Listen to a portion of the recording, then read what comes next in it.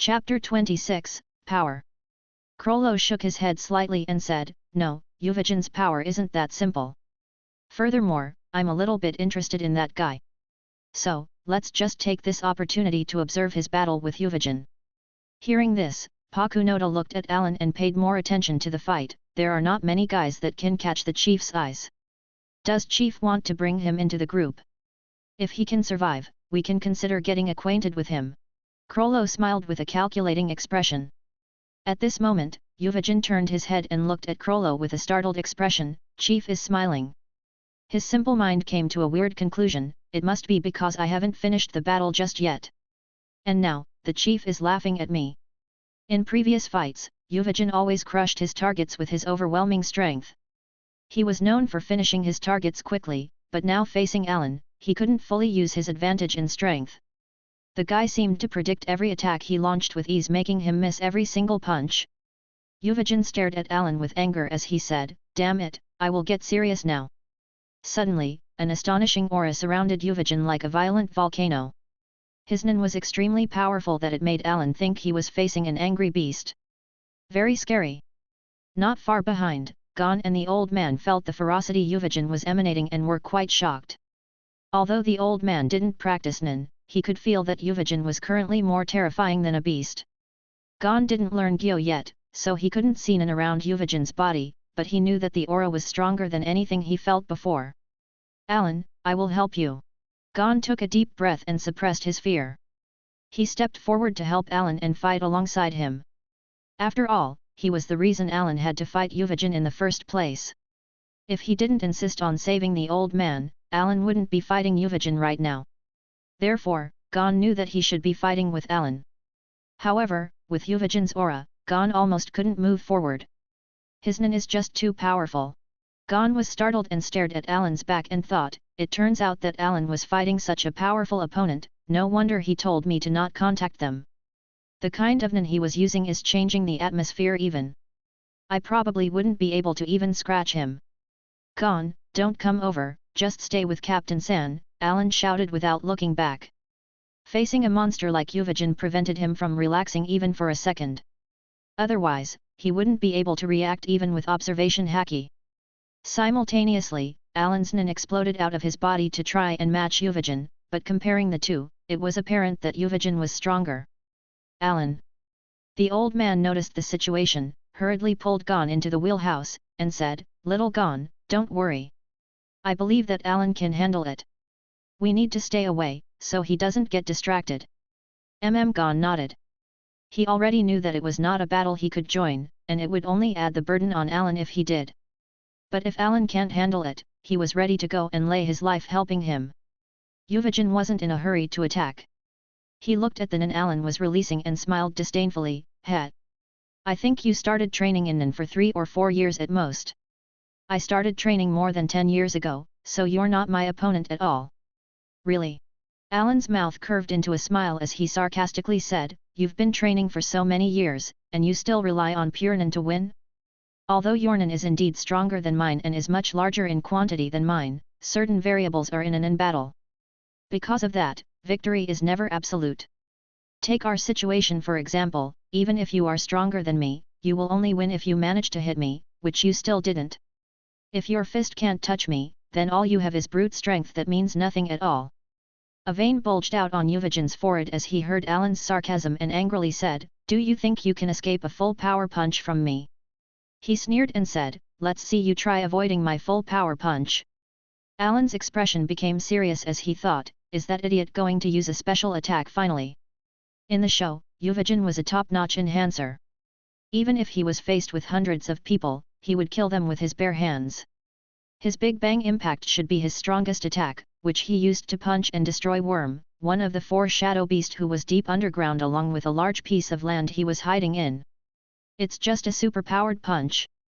"Chief, what is Yuvajan going to do? Do you want me to stop him?" Pakunoda couldn't help ask Krollo.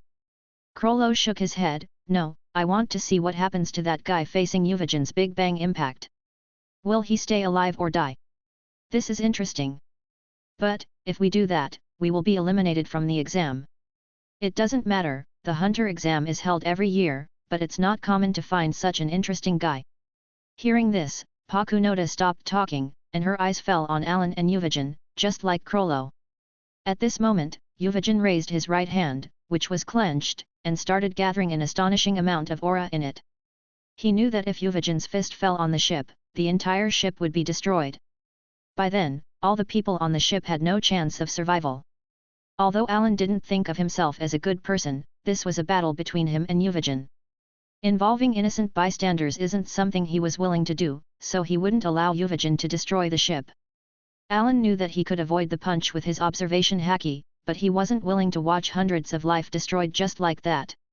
So his only path was to resist this punch. Who dot? Allan inhaled and said, I can only try that. As soon as he said this, a cold aura started radiating around him, and the surrounding temperature started dropping at an alarming rate. The white frosty air spread from his feet, directly moving toward Yuvajin and freezing the ship's surface in the process. Chapter 27, Breaking the Ice. Everyone could see the deck's surface become white before it was turned into a crystal-clear layer of ice. Yuvajin was extremely surprised. The cold air crawled on the deck and reached his legs. Ice started forming around them quickly before moving to his upper body, trying to turn him into an ice sculpture. The coldness already invaded Yuvajin's body, which made him grunt before he directly swung his fist toward Allan. His feet were covered in ice, and he couldn't get closer to Allan, so he directly sent his fist to try and break the ice. Although he didn't use his full power, it was at least 70% of it. When he tried to break free, it was already too late because once again, Allan struck quickly, and his coldness erupted like a storm. Yuvajin knew that he was in a bad situation and attacked the ice with everything he had. A huge amount of nin shot out of Yuvajin, shattering the ice covering his feet as he lunged at Allan like a tiger. Allan wasn't afraid of danger. He was relying on his observation haki to avoid any and all punches Yuvajin sent toward him. His actions seemed dangerous, but everything was within his calculation. Yuvajin was extremely angry as he punched non-stop, vowing to kill Allan. Allan just kept dodging left and right. Every attack was seen through using his observation haki. Yuvajin finally changed his attacks by jumping in the air then locking into Allan before dropping down with a Superman punch. Allan already noticed this and took action to resist. He created 2 ice cones in the air to stop Yuvajin's attack. Humph, an ant trying to shake a tree. Yuvajin snorted coldly before colliding with the ice cones, breaking them apart, and continued toward Allan. As Yuvajin was about to succeed in hitting Allan for the first time, the latter's figure flashed and avoided again. Boom! 1/3 of the deck was destroyed, and splinters flew everywhere. Allan's forehead was covered in cold sweat as he floated in the air. It was really a close call. Fortunately, he used the ice cones to reduce the damage, or else the entire ship would have sunk. Get down here! Yuvajin roared as he jumped toward Allan.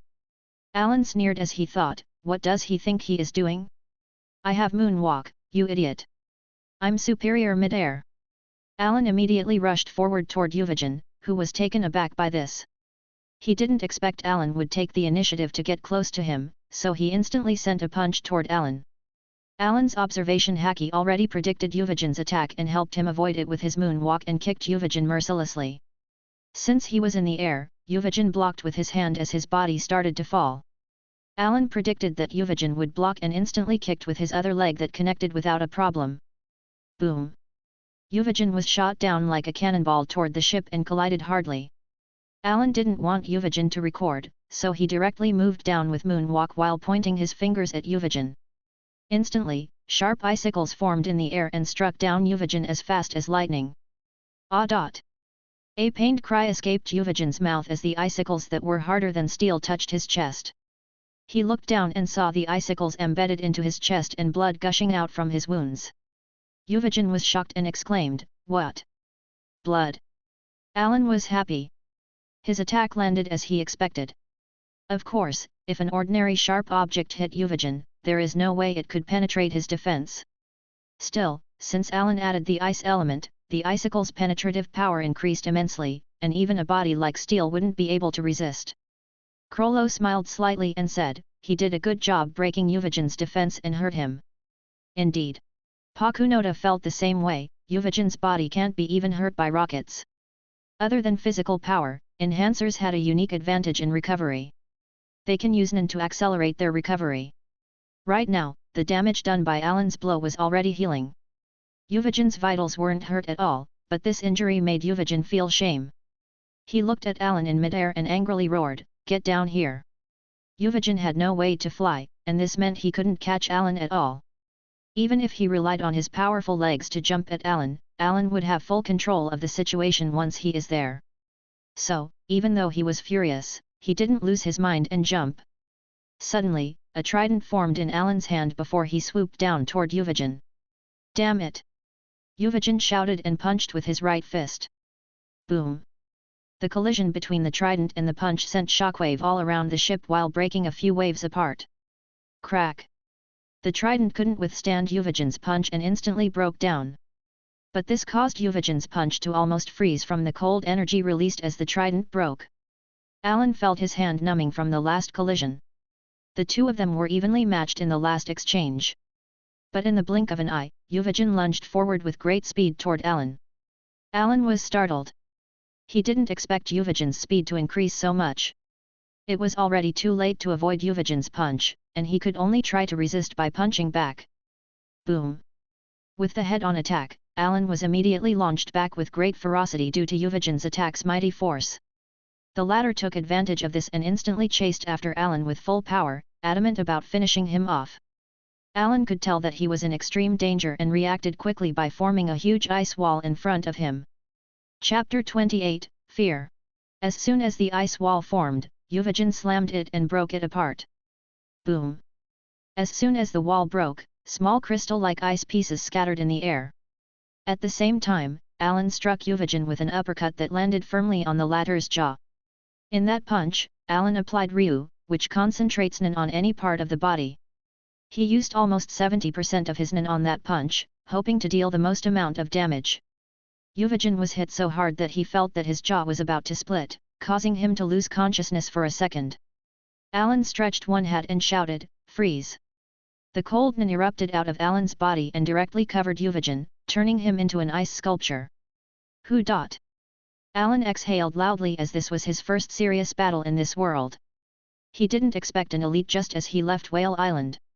Had he not received observation haki, and moonwalk, he stood no chance in front of someone like Yuvajan even if he relied on his ice. Fortunately, after some struggle, he managed to freeze him. "Allan, you are amazing. You actually froze that guy!" Gon immediately shouted joyfully. "This is just temporary." Allan frowned. He knew that he couldn't completely freeze someone of Yuvajan's level with his current power. Hearing this, Gon said in shock, "Then what if he comes out of the ice?" Allan shrugged and said, "What else can I do? I will just keep freezing him." Gon was taken aback. This method seemed simple and somewhat stupid. But it was the most practical. Since he can't kill his opponent, trapping him was the best solution. Crollo and Pakunoda looked at the frozen Yuvajan, and their faces changed slightly. "What should we do, Chief? Do you want me to go and help?" Pakunoda asked. Pakunoda was about to reply, but he heard a sudden crack and saw cracks started spreading on the ice covering Yuvajan. "Retreat! The ice is about to break!" Allan was startled and quickly pulled Gon back. In the next instant, a bang resounded as ice shards flew around. Yuvajan currently seemed like a snow tiger breaking through ice. His Nen erupted stronger than before. But although he seemed fierce, his breathing was hard and looked really tattered. Yuvajan broke the ice, but he was somewhat slow and allowed the cold force to invade his body. At this moment, he was trying to use his Nen to expel the cold from his body. At this moment, a figure suddenly rushed toward him, and that figure was Allan obviously. He calculated when Yuvajan would break his ice, and he knew that he would be damaged afterward, which is why he was now seizing this opportunity to attack. An icicle slammed down toward Yuvajan's head, wanting to penetrate it. Yuvajan was startled and, without thinking, sent a punch toward the icicle in Allan's hand. The collision between the fist and the icicle generated a strong shock wave that fortunately didn't destroy the ship. Yuvajan's power was enough to defend against the icicle even without concentrating. As soon as Allan noticed his attack not working, he whipped a kick like lightning toward his chest. Yuvajan saw it, but his reaction was slower with his body so cold, and he couldn't react in time. As a result, he was sent flying. Allan jumped in the air with a pair of icicle in his hands, then used moonwalk to dive down toward the flying Ryuudan like an eagle. Ryuudan was shocked and couldn't stabilize himself to send a punch out. Just as Allan was above Ryuudan and was about to finish him off, a figure flashed in front of him and blocked the blow meant for Ryuudan. Allan's pupil shrunk. It was Krollo. Krollo stood in front of Allan, holding a mysterious book in his left hand and a horned shield in his right hand, which stopped the icicles. Krollo opened his mouth and said, "If you want to continue this fight, I will be your opponent." Allan directly closed his hand and withdrew. His eyes looked at the book in Krollo's hand with fear. That wasn't an ordinary book. It was Krollo's special ability. The book can steal people's nin abilities, and it's known as Skill Hunter, Bandit's secret. With a few conditions, Krollo would be able to steal the nin ability and seal it inside that book. And he can only activate the stolen skills when he had the book in his hand. That horned shield should be one of the stolen abilities of Krollo. Allan's eyes almost looked at Krollo with jealousy. He used his strongest attack to kill Ryuudan, but just one ability he had in the book could stop him effortlessly. The atmosphere in the ship became tense as Allan just stared at Krollo without relaxing.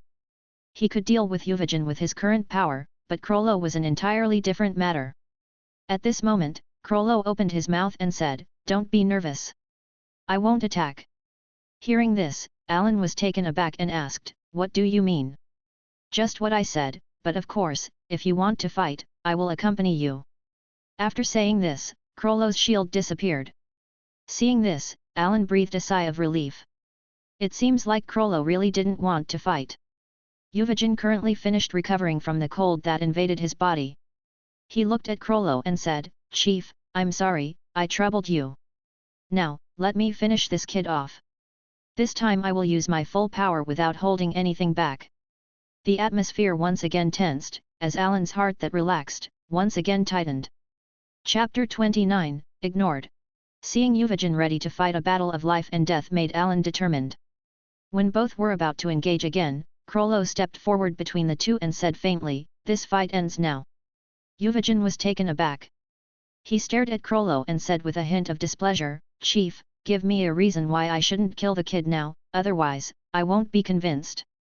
Hearing this, Krollo glanced at Ryuudan and said seriously, "You don't have any kind of problem with him. There is no need for a fight without any reason, right?" Ryuudan was startled and couldn't refute Krollo's words. In fact, he didn't even have any reason to fight Allan to death. The battle just made him really on edge, and wanted to vent his anger on Allan. Since Krollo spoke, he wouldn't go against his leader's words. Ryuudan reluctantly replied with an and glanced at Allan. His gaze no longer held his previous arrogance. Allan was surprised by Ryuudan's aura that receded back into his body. He didn't expect this tiger to have such an obedient side.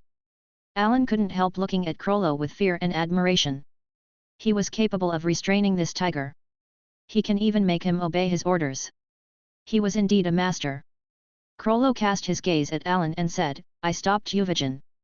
It's up to you now." Hearing this, Allan stayed silent.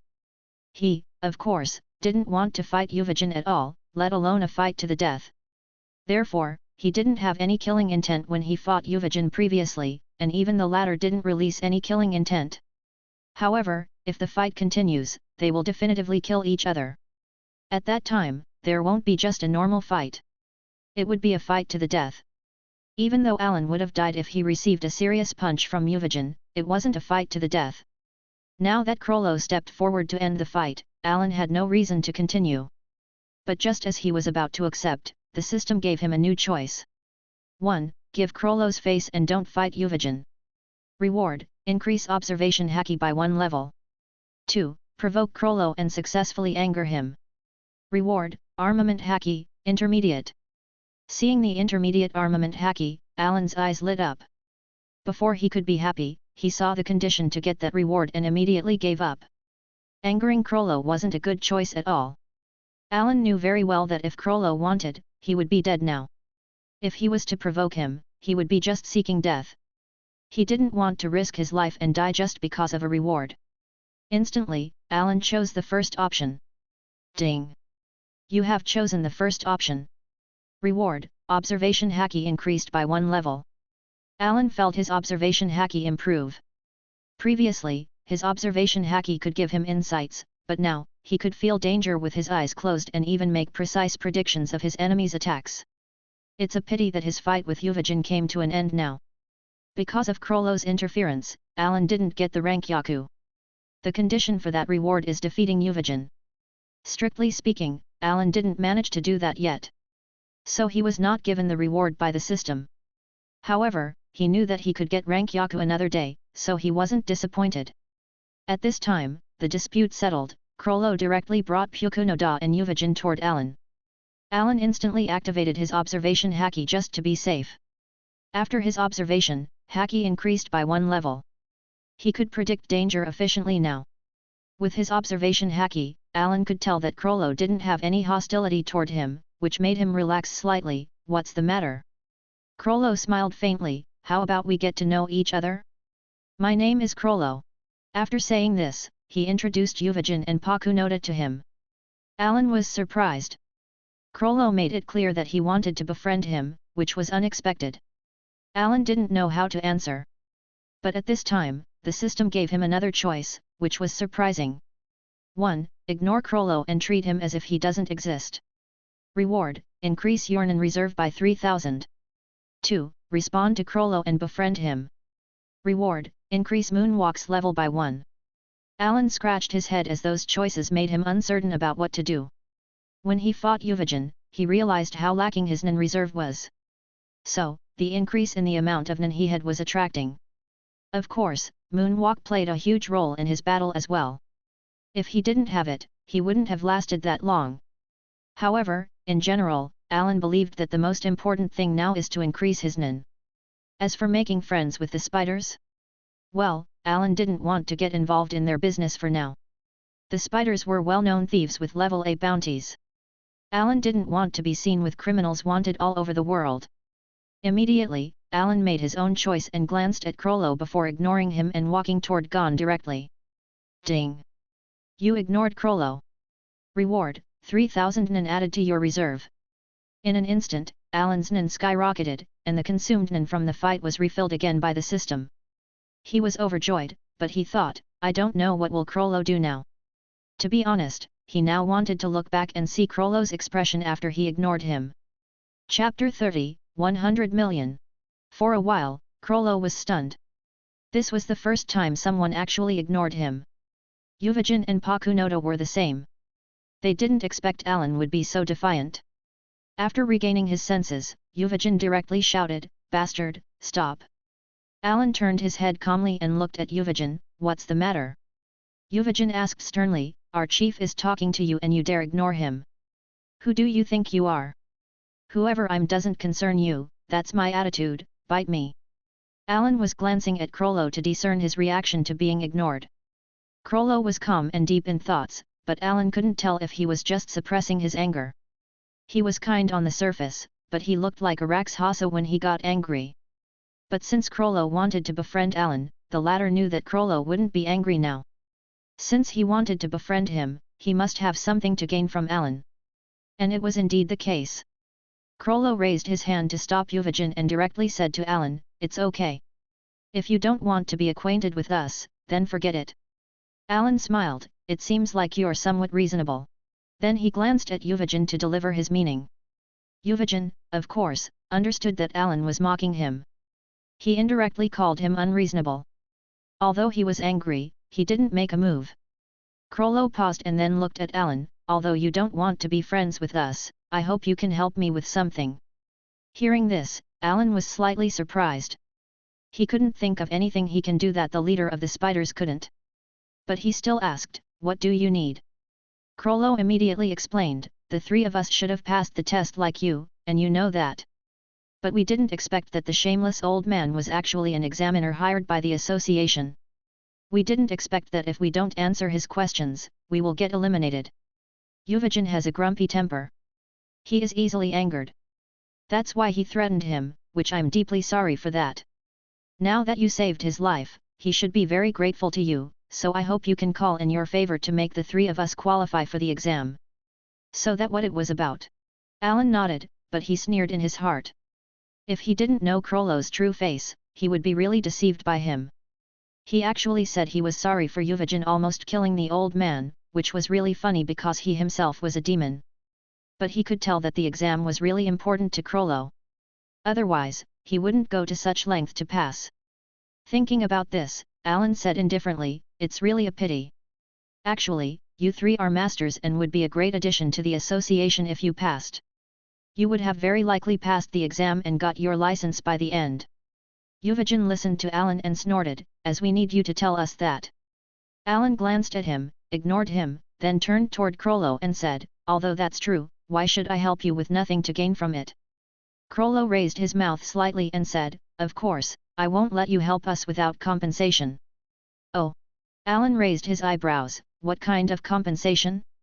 "Maybe I will consider it if it's good." Krollo raised his index finger and said, 100 million. "What?" Allan was startled. "If you can help us, I will pay 100 million. Krollo smiled. When Allan heard this, he was attracted to the offer. Although he wasn't a greedy person, 100 million was an astronomical figure. If he had that kind of money, not to mention this lifetime, he wouldn't worry about money for several lifetimes. Therefore, Allan directly nodded, "Okay, I will try, but I don't know if I can help you." "We are waiting for you then." Krollo smiled. He seemed quite confident that Allan would be able to help them. Allan directly turned around and entered the wheelhouse to find the old captain. The old man was paying attention to Krollo and Allan, but he couldn't hear their conversation. So when Allan came, he directly asked, "Allan, what did they tell you?" Allan didn't conceal anything and said, "The three of them hope that I can ask you to give them another chance in the exam."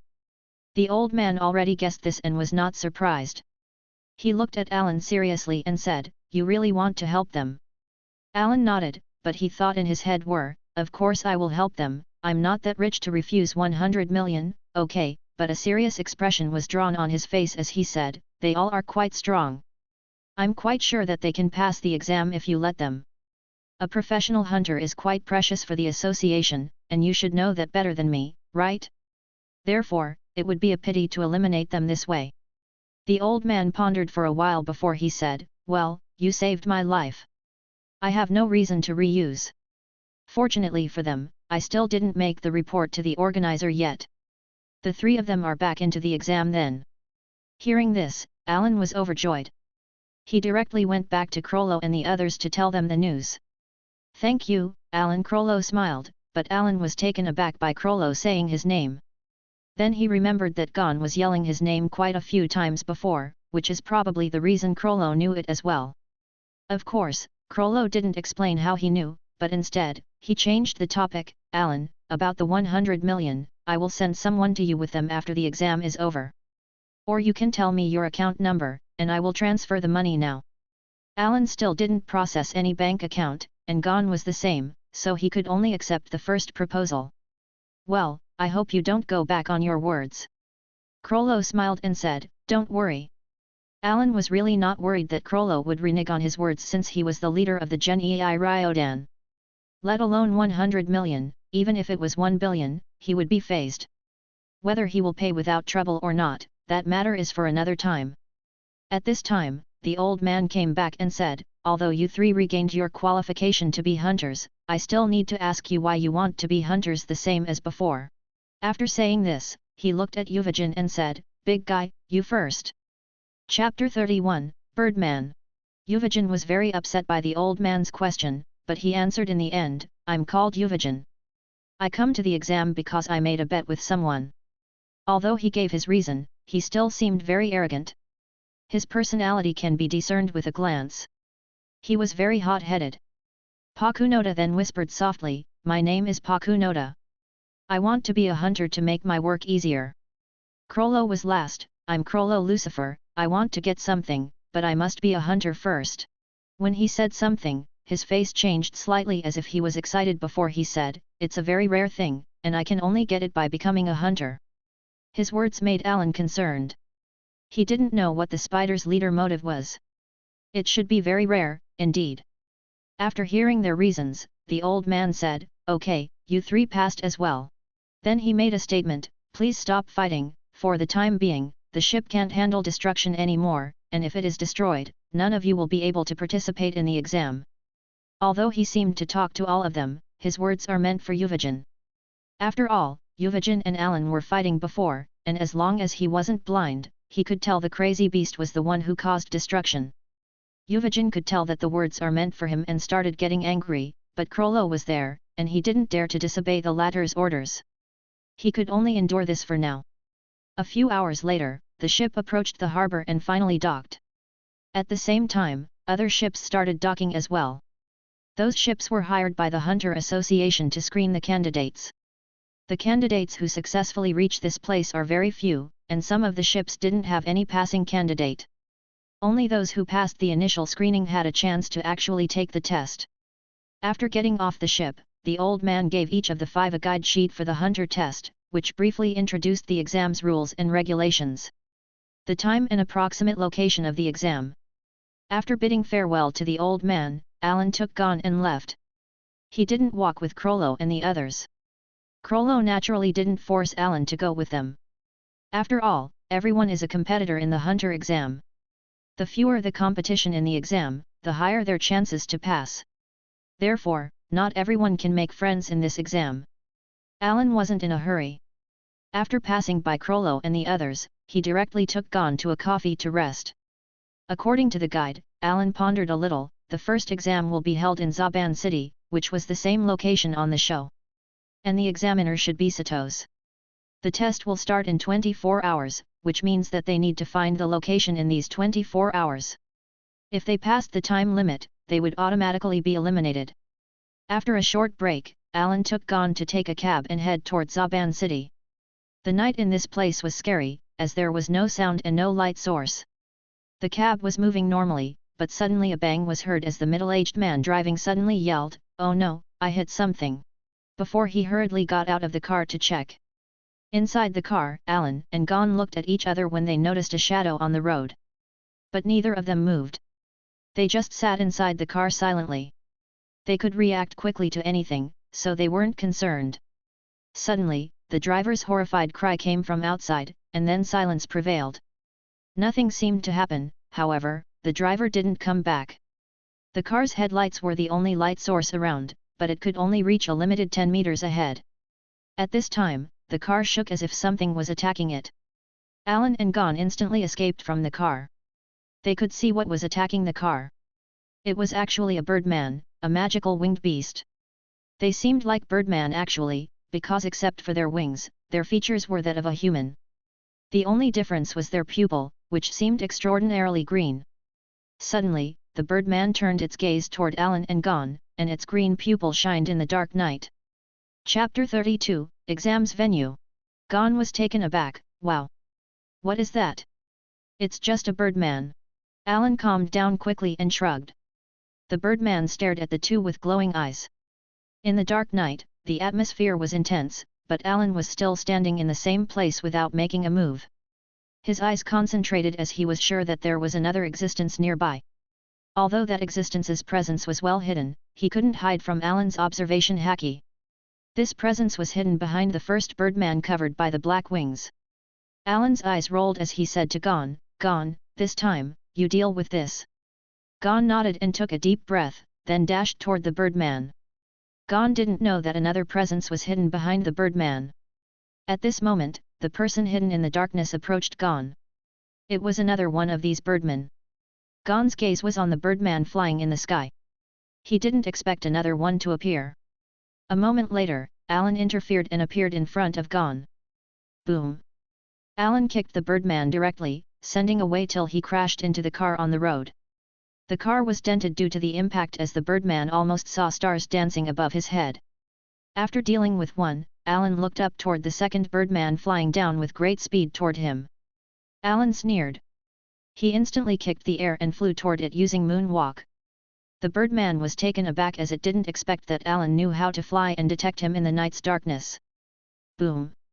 The birdman was kicked to the ground, and he happened to crash into the car as well. Now the car was completely ruined. The two birdmen stared at Allan fiercely. But when they saw him approaching, one of them spoke urgently, "Wait. Gon on the side was surprised and exclaimed, "Wow, it can speak human's language." Allan was relatively calm as he already knew it wasn't exactly how it seemed. There was something strange about how these creatures appeared here for no reason. Allan didn't want to think about it much, so he directly asked, "Who are you?" The birdman said, "We are Kiriko living in the nearby mountain. We are recruited by the Hunter Association to atone for our evil deeds. This road is on the way to Zaban City. We are here to screen the candidates." "So that it?" Allan nodded. Gon asked, "Where is the driver?" "We scared him away," the Kiriko replied. Hearing this, Allan solemnly said, "Now, our driver is driven away by you, and the car is destroyed, surely you have a way to take us to our destination, right?" The Kiriko directly nodded, "Yes, we also serve as guides. Since easily defeated us, you're qualified to go to the exam venue. Now, let us take you to the first exam's location in Zaban City." Allan and Gon didn't say anything. Immediately, the Kirikos took Allan and Gon and flew in the air toward the venue. With enormous wings attached to their backs, they flew in the night sky with astonishing speed. Less than 2 hours later, Alana and Gon successfully arrived in Zaban City, and with the guidance of the Kiriko, they found the entrance to the exam's venue. It was a concealed entrance inside a restaurant. After taking the elevator down, they reached a colossal passage underground. It was a profound and very long passage. When Allan and Gon arrived, there were hundreds of candidates already there. A lean man passed distributed numbered badges to the hundreds of candidates present. Allan received number 123 while Gon got number 223. They were that far apart because the numbers on the badges were randomized. Allan put the badge on his chest as he started looking at the candidates. This is the first exam's venue, which means that the candidates that passed the screening are all present here. If Kurapika, Leorio and Killua participated in this year's exam, they should be here. Of course, Allan didn't want to befriend them. He just wanted to see these guys. However, after scanning everyone present, Allan didn't see them. There were only 2 possibilities for this. The first one is because they didn't take this exam. The second is because they still didn't find this place. There were about 10 hours before the time limit. At this time, Allan saw someone eye-catching. It was a fat-headed guy. This person was Tompa, the self-proclaimed rookie crusher. "Hi, I'm Tompa."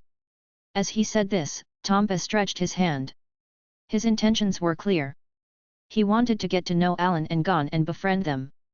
Gon didn't think about it and directly and stupidly stretched his hand and said, "Hello, I'm Gon." Tompa smiled and stretched his hand toward Allan. Allan didn't want to talk to this guy, but suddenly he thought of something. This was the best opportunity to use Grimm's hand. It was the first ability he got when he was transmigrated to Hunter x Hunter world. Now was the best opportunity to reap someone's luck, and Tompa was the best test subject. His Grimm's hand can reap any kind of luck, be it fortune, bad luck, relationship luck, career luck, misfortune, and so on. The disadvantage of this ability is reaping bad luck from others. As far as Allan knows, Tompa failed the exam dozens of times. He was anxious about receiving his lousy luck. But it didn't matter. He still had to try. After all, this ability can be handy, depending on its effect. Chapter 33, Tompa, the Rookie Crusher. There are 5 conditions to activate the Grimm's hand ability. 1. The user's hand must touch any part of the target's body for a full 5 seconds. 2. The user must know the target's name. 3. Only one hand can be used, either right or left, for this ability. 4. When this ability is activated, the user will enter a vulnerable state. None can't be used. 5. This ability can only be used once per day and on one target in their lifetime. As soon as Allan recited the conditions, he stretched his hand and smiled faintly at Tompa. "Hello, I'm Allan." Tompa smiled naively and prepared to withdraw his hand, but Allan didn't let go. The Grimm's hand was activated. Allan fulfilled the 2nd, 3rd, 4th, and 5th conditions. What's left is the first condition, which is to touch the target's body for 5 seconds. At this time, Allan was secretly counting down in his heart. 5. 4. 3. 2.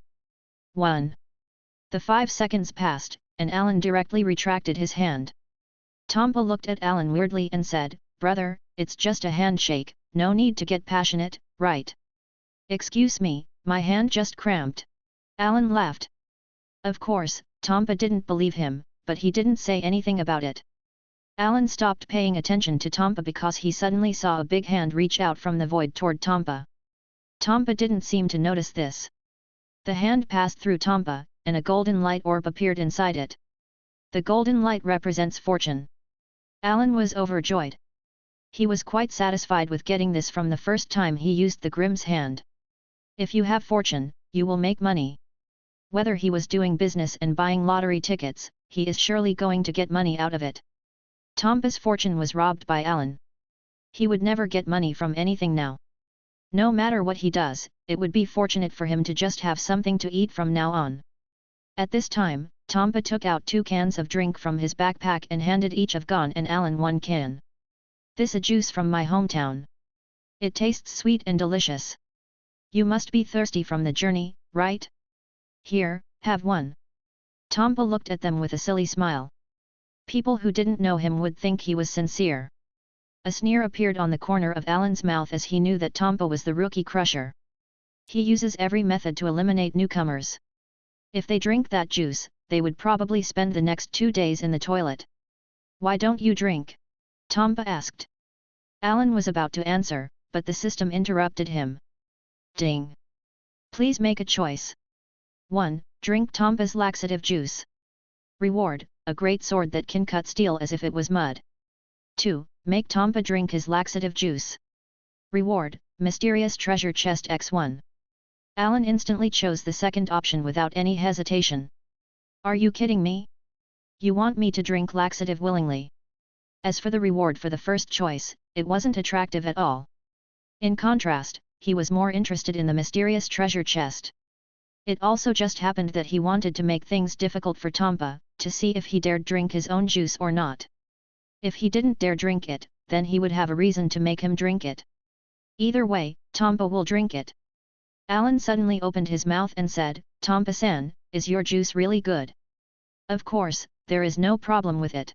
Tompa smiled, but his answer came too fast. A sneer appeared on Allan's mouth as he said, if that's the case, how about you take a sip first? Tompa looked embarrassed as he didn't expect Allan to say that. He put a powerful laxative in the juice himself, and ordinary people would need 3 days and 3 nights to recover from it. Fortunately, he brought the antidote. In order to make Allan and Gon, Tompa gritted his teeth and took a sip of the juice. Look, there is no problem at all, right? Tompa wiped the corner of his mouth and smiled. Well, it seems so. Allan nodded. At the same time, the system's prompt appeared. Ding! You successfully made Tompa drink his own laxative juice. You've been awarded, Mysterious Treasure Chest X1. Allan didn't open the treasure box immediately, instead, he kept it in the system for later. Besides, it was not the time to look into the treasure chest now. Seeing Allan not responding, Tompa suddenly felt tricked and shouted, I drank it all, why don't you drink? Allan was about to reply, but suddenly, he noticed something up in the distance. He saw Krollo, Ryuudan, and Pakunoda just arriving at the venue. He said to Tompa casually, Tompa-san, do you see those 3 people? They seem thirsty. Why don't you go give them juice? Tompa took a look and saw that Krollo and the others were new faces and immediately walked over. As for getting Allan to drink, he gave up. After a while, Allan saw Ryuudan take Tompa's juice and drink it readily. As for Krollo and Pakunoda, they just ignored Tompa from the moment he approached them. 1 can, 2 cans, 3 cans, Ryuudan drank a few cans as if he was really thirsty. He was quite fit physically, and laxatives had no effect on him. Tompa was dumbfounded. He didn't think that the world had such monsters. Tompa was like a clown in Allan's eyes. He expected that Ryuudan would teach Tompa a lesson, but Ryuudan seemed to be enjoying the drink instead. Looking again, Allan found that Tompa moved away from Ryuudan to talk to a silver-haired kid. Tompa was talking to Killua, who had 1 foot on his skateboard and leaning against the wall, and gave him his drink as well. Chapter 34, Gathering of Characters. A treacherous smile appeared on Tompa's face as he already could imagine Killua staying in the toilet for 3 days straight. However, when he saw Killua drinking a can after the others, his face stiffened. It was the same situation with Ryuudan. Killua just drank the juice as if there is nothing with it at all. Tompa was ready to cry. Why did so many freaks join the exam this year? Even a young lad is a freak. Tompa thought.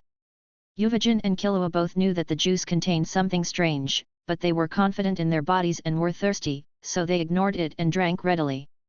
Allan was paying attention to Tompa, and after seeing Killua and Ryuudan almost torturing him without even noticing, he was happy. He looked at Tompa playfully as the latter looked around for other praise. Not long after, 4 more candidates came to the exam venue. The first was a tall guy with strange needles stuck on his face and looked terrifying. Allan instantly recognized him. He was Killua's big brother, Illumi Zaldik. Special needles stuck on Illumi's face to change his appearance. He is quite handsome without those needles. He participated in this exam to follow his little brother Killua. Illumi, who was looking at his brother, gazed at the approaching Tompa, and said, "Is there a problem?" Tompa's blood almost froze as his body was covered in cold sweat. He directly stopped any thoughts about tricking this guy and said, "No, it's okay." Allan followed his gaze and saw Tompa approaching a bald guy who was doing push-ups. This bald guy had an excellent facial feature and a pair of sharp eyes. He was Hanzo, a ninja. He was quite alert and declined Tompa's juice. Tompa once again started his search, and his eyes fell on another 2 people. A person wearing a blue suit, he was tall, thin, and wore sunglasses. The other person had short blonde hair. They were Leorio and Kurapika. The 2 walked closely as they obviously knew each other. When Tompa approached them, they were vigilant. Tompa tried a few times, but he couldn't get them to accept his juice. He felt really depressed. He really didn't expect the newcomers this year to be so challenging to deal with. Allan's mouth raised slightly as he enjoyed Tompa's misfortune. But now, he is more interested in the exam and what it will bring. Illumi, Killua, Hanzo, Leorio, Kurapika, and many others from the show appeared now. Besides, Crollo, Pakunoda, and Ryuudan were here as well. This exam will be really interesting. At this time, someone seemed to scream as if he was being slaughtered. Allan looked back and saw someone on the ground screaming pain as dozen playing cards were embedded into his body. His injuries weren't fatal, and the one who hit him obviously just wanted to teach him a lesson. In front of him stood a tall man.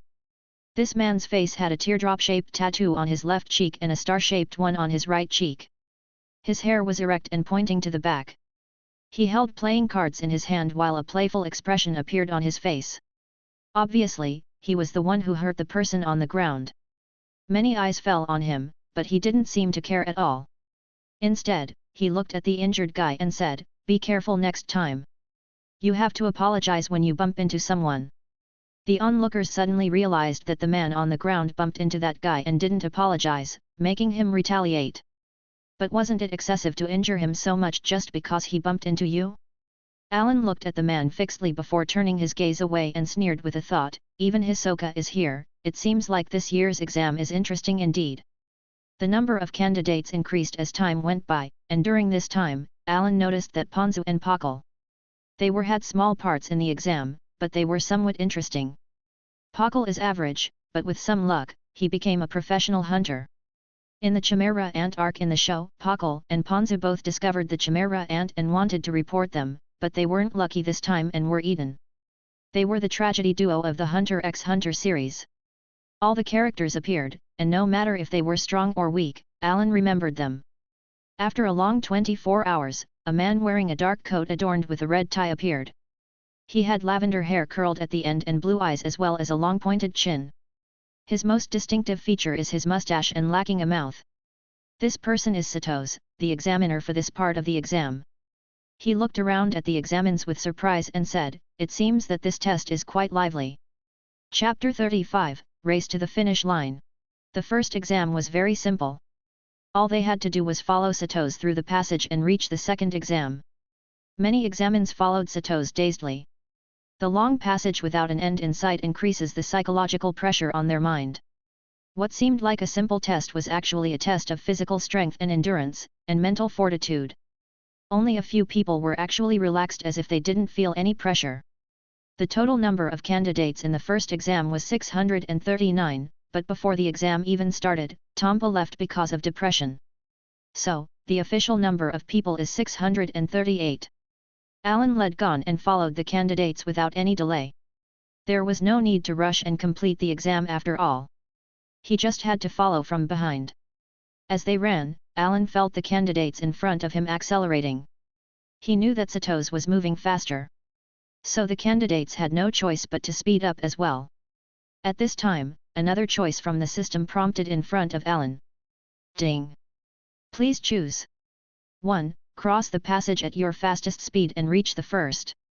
Reward, increase the amount of NAN by 2000. 2. Cross the passage at your fastest speed and reach the first while eliminating 50 candidates using reasonable methods. Reward, Conqueror Haki, HOAS Hoku Haki, Novice. Allan was delighted. He didn't think that Conqueror Haki would appear now. The rewards were getting more and more advanced as time passed by. Without hesitation, Allan directly picked the second option. The reward isn't given immediately as he needed to eliminate 50 candidates while reaching the finish line as fast as possible. Allan wasn't in a hurry. With his current ability, it wasn't difficult to finish this task. Of course, he could do it if Ryuudan doesn't compete with him. He knew that 3 people here could hinder him from being first: Chrollo, Ryuudan, Hisoka, and Illumi, Killua's brother. These 4 are first-class NAN users, they practiced NAN for a long time, and it won't be easy to compete with them. As for Killua, Hanzo, and Kurapika, Allan didn't care at all. Because all of them still didn't learn their NAN, and their true potential was buried deep within their bodies. Therefore, he needs to be careful about the first 4. Allan needed to surpass them all and reach the finish line as quickly as possible. Allan looked at Gon beside him and said, "Gon, I will speed up, try to keep up." Gon nodded, "Okay." Allan directly accelerated. After a while, Allan already passed half of the candidates. Allan passed by like a gust of wind between them. "Wow, be careful, you bastard!" When Allan passed by Kurapika and Leorio, the latter was taken aback and almost fell. Leorio cursed as he was ready to catch up to Allan, but the latter already disappeared from their view. Kurapika looked at Allan's back, disappearing, and said, "Give up, Leorio, you can't catch him." "Damn it, if I ran into that guy, I would beat him up really good," Leorio said with anger, but he had to admit that he couldn't catch up. Suddenly, a boy with sea urchin hair quickly passed them, and once again, Leorio almost fell. "Hey, bastard! Not another one, stop there!" Leorio bellowed in anger. Gon, who was chasing Allan, heard this and turned back to apologize, "I'm sorry, I didn't mean to bump into you. By the way, my name is Gon. If you feel wronged, come see me at the end of this exam, I want to chase after Allan now, so I'm going ahead." Leorio saw Gon innocently apologizing, and his anger was reduced by half, but he was still angry nonetheless. "Hey, what the hell is that kid? He actually introduced himself so I can find him later. And who the hell is that Allan? Why is Gon chasing him? The one named Allan should be the one who almost bumped into you the first time, right?" Kurapika guessed. Leorio was taken aback, "In other words, they are together." Kurapika nodded, "Well, it should be. Before the exam started, I paid attention to both of them, so I recognized them." Hearing this, Leorio smiled and said, "That's good then. After we finish this exam, I will go find Gon. I don't want Gon to apologize, but that Allan kid has to apologize. He almost ran into me and didn't even say sorry." "I'm afraid that would prove difficult," Kurapika said almost without interest. Chapter 36, Race. The underground passage was like a bottomless pit, and the longer people ran, the helpless they felt. After 40 kilometers, the first person was mentally broken as he fell back from the group. At this time, Allan was already advancing as fast as he could. He looked up and saw Killua on his skateboard with his hands in his pockets, moving forward leisurely. Allan didn't mind Killua as he continued forward and passed him. Killua, who was leisurely moving forward, immediately felt provoked by this and exclaimed, "You think you're the fastest? Okay, we'll see." Killua's expression became serious as he started going faster. At this time, a hedgehog-headed guy caught up to him. Killua saw Gon running so fast and couldn't help asking, "Hey, are you chasing that guy?" Gon nodded before his eyes lit up and exclaimed, "Wow, your skateboard is so cool. Do you want to play?" "Yes." "How old are you?" 12. Killua felt happy and said, "We're the same age." "Hehe, then we're probably the youngest candidates in this exam." Gon said sheepishly. "My name is Killua. What is your name?" Killua rarely saw someone his age, so he had to ask. My name is Gon. Gon, did you come by yourself? No, I came with Allan. Allan. Killua frowned, is it the guy who just passed me? It is. Gon said. Why is he running so fast? Killua wondered. Gon shook his head and said, I don't know, probably because he was bored running so slowly. So he wanted to reach the finish line quickly. Is it fun to race? Killua muttered. Hey, Killua, I want to catch up to Allan, so I will go first. Gon's aura instantly enveloped him as his speed exploded. Killua, on the side, was stunned. He thought that Gon was better than normal kids at best, but he didn't expect to be so strong. That felt so strong. What is your background, Gon? Killua muttered to himself, then put away the skateboard. Killua's mouth raised in a smile as he looked at the disappearing back of Gon. Interesting.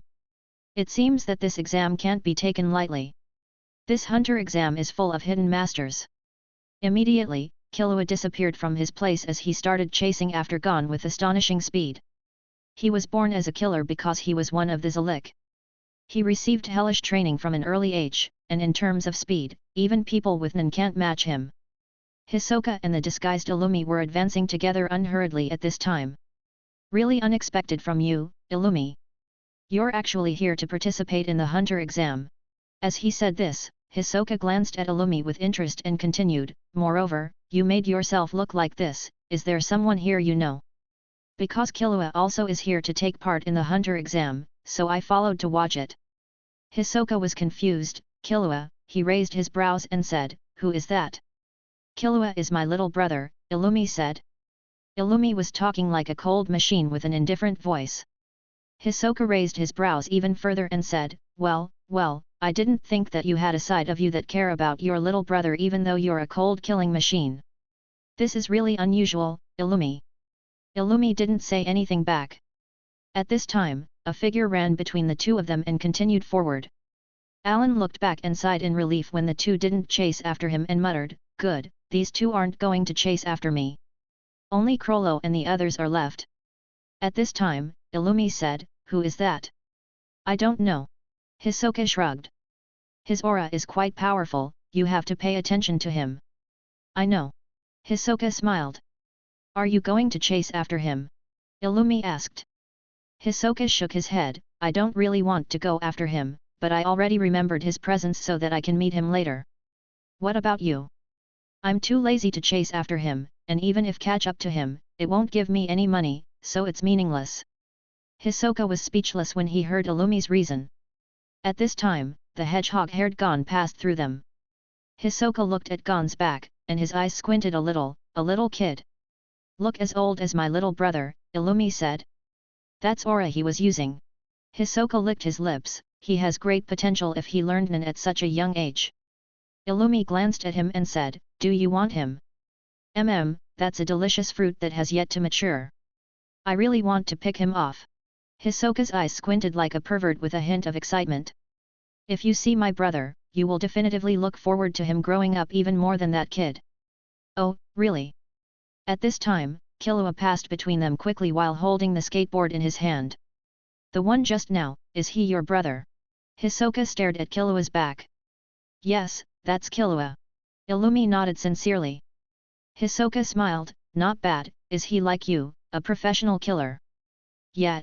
Illumi nodded, Killua is really good. In the future, he may be the one who inherits our father's business and become the head of the Zaldik. Hisoka's eyes lit up as he exclaimed, that's really incredible. Chapter 37, Icefield. At the forefront, Crollo, Yuvijan and Pakunoda were running behind Stotz. By the time Allan caught up to them, Satoz and the others were climbing a long staircase. Allan's eyes narrowed as he looked at the staircase.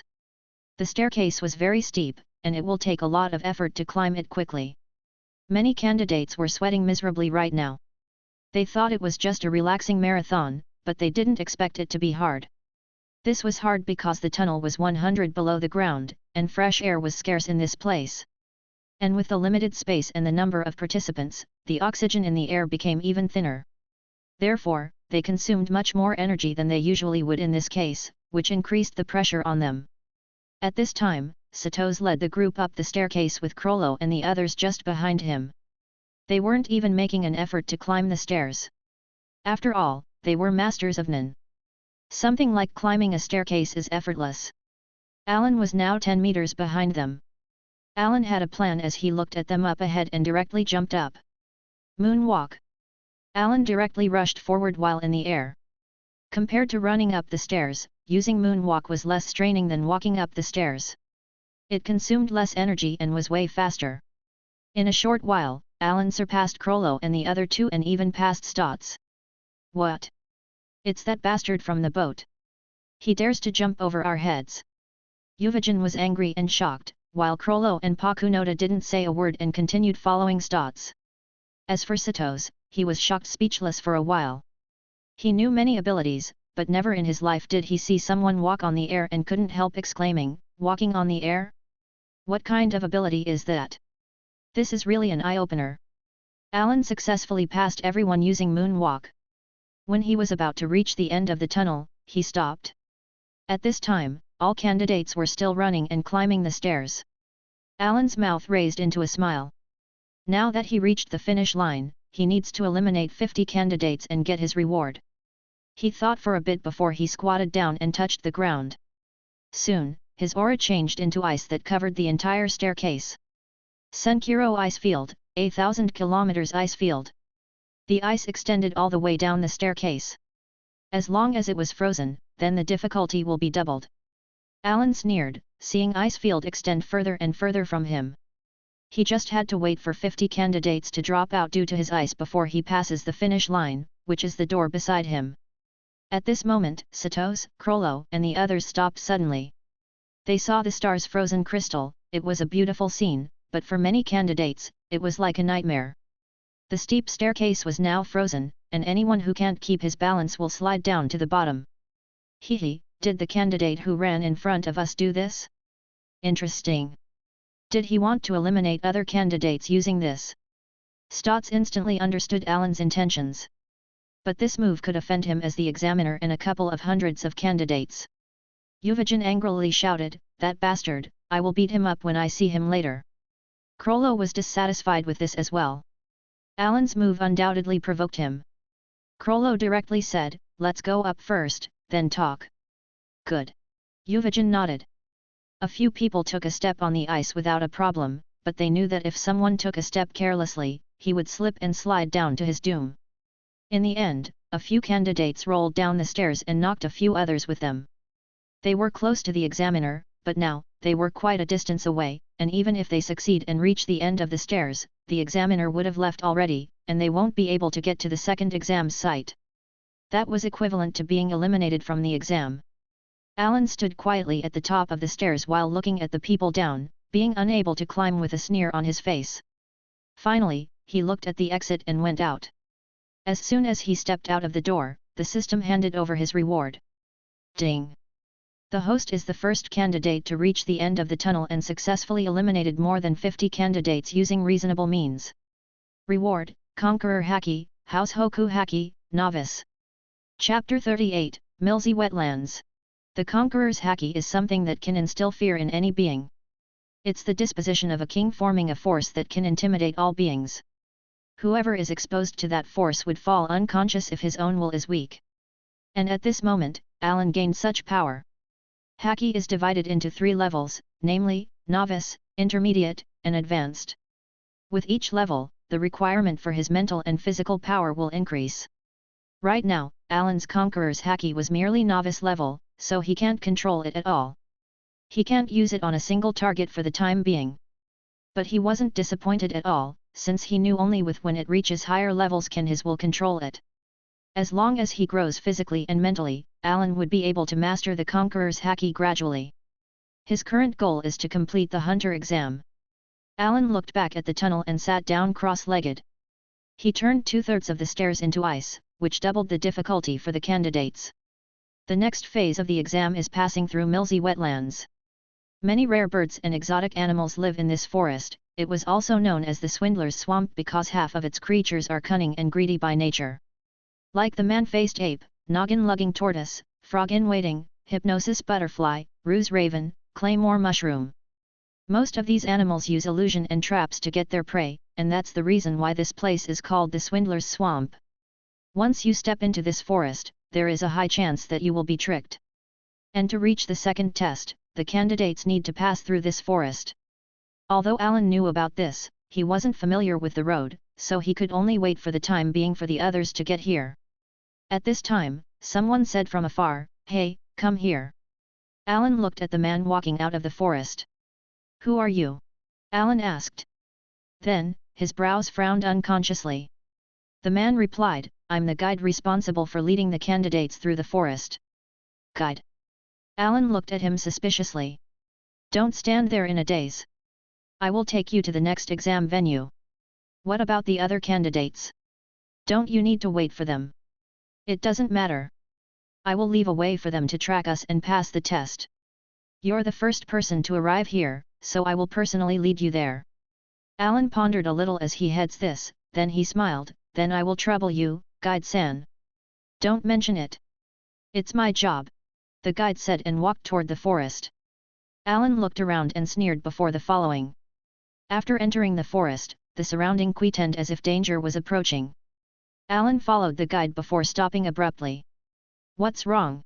The guide turned his head and asked Allan. Allan looked back. "Guide-san, shouldn't we take the road? Why should we pass through the forest?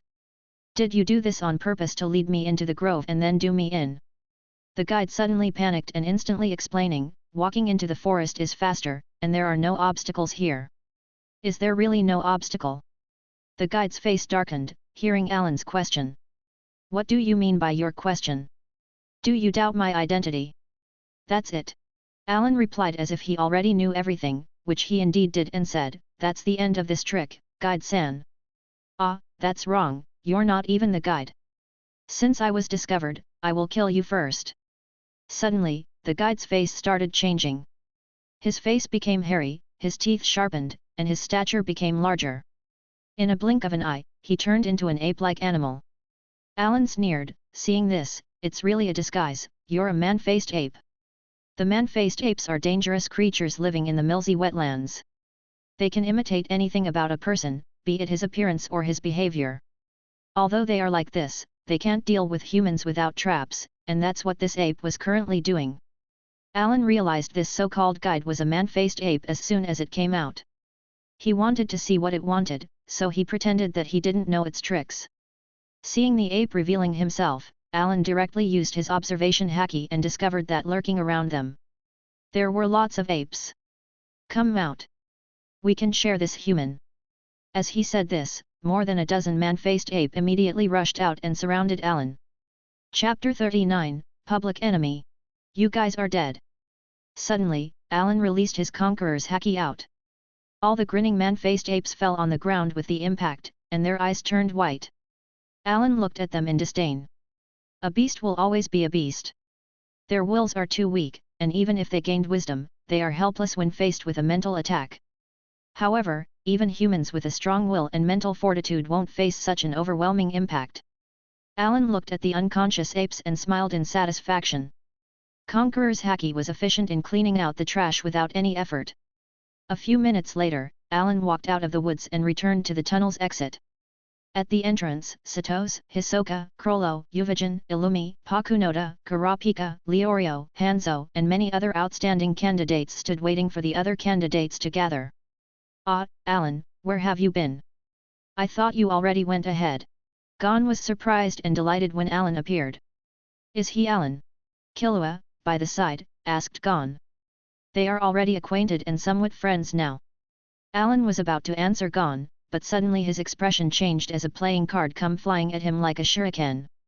Allan snorted coldly and dodged the cards, then looked at Hisoka in the distance. Only Hisoka would use playing cards as a means of attack after all. "Sorry, it's just to make sure it's really you. I hope you don't mind." Hisoka looked at Allan and smiled. "Make sure it's me." Allan frowned and said, "What do you mean?" Gon beside him explained, "Allan, just when we came out with Examiner Satos, a guy pretended to be the real examiner, so Hisoka-san threw a few cards at both of them to see who is the real examiner. It turned out that a creature that could disguise as a human was the fake examiner. It was an ape-like creature. Allan glanced around and saw a corpse of a man-faced ape. I also ran into a few man-faced apes now. He pretended to be a guide, so I followed him. Then, Gon was startled. Of course, I dealt with them and came back, Allan said with a relaxed tone. That's good. Gon breathed a sigh in relief. Then, Allan looked at Hisoka and said, since there is a reason for this, let's forget about it, but next time you attack like this, I will think you're just trying to start a fight. So, what will you do then? Hisoka said curiously. I will make you pay, that's simple, Allan said coldly, and everyone knew that he wasn't joking. Suddenly, Conqueror's haki overwhelmed them instantly and disappeared, which caused even Hisoka to profoundly and seriously look at Allan. This was something more potent than any killing intent. I see. I won't do it any more then. He returned to his relaxed expression and smiled. No one could tell what's on his mind. Allan snorted coldly. He believed that his Conqueror's haki could be used to discourage anyone from fighting him. After half an hour, candidates started appearing from the exit of the tunnel one after the other. After some time, a bald man started shouting, which damn bastard froze the stairs down there? It made us consume so much energy to get here. Following Baldy's roar, many started agreeing with him as well. Yes, who did it?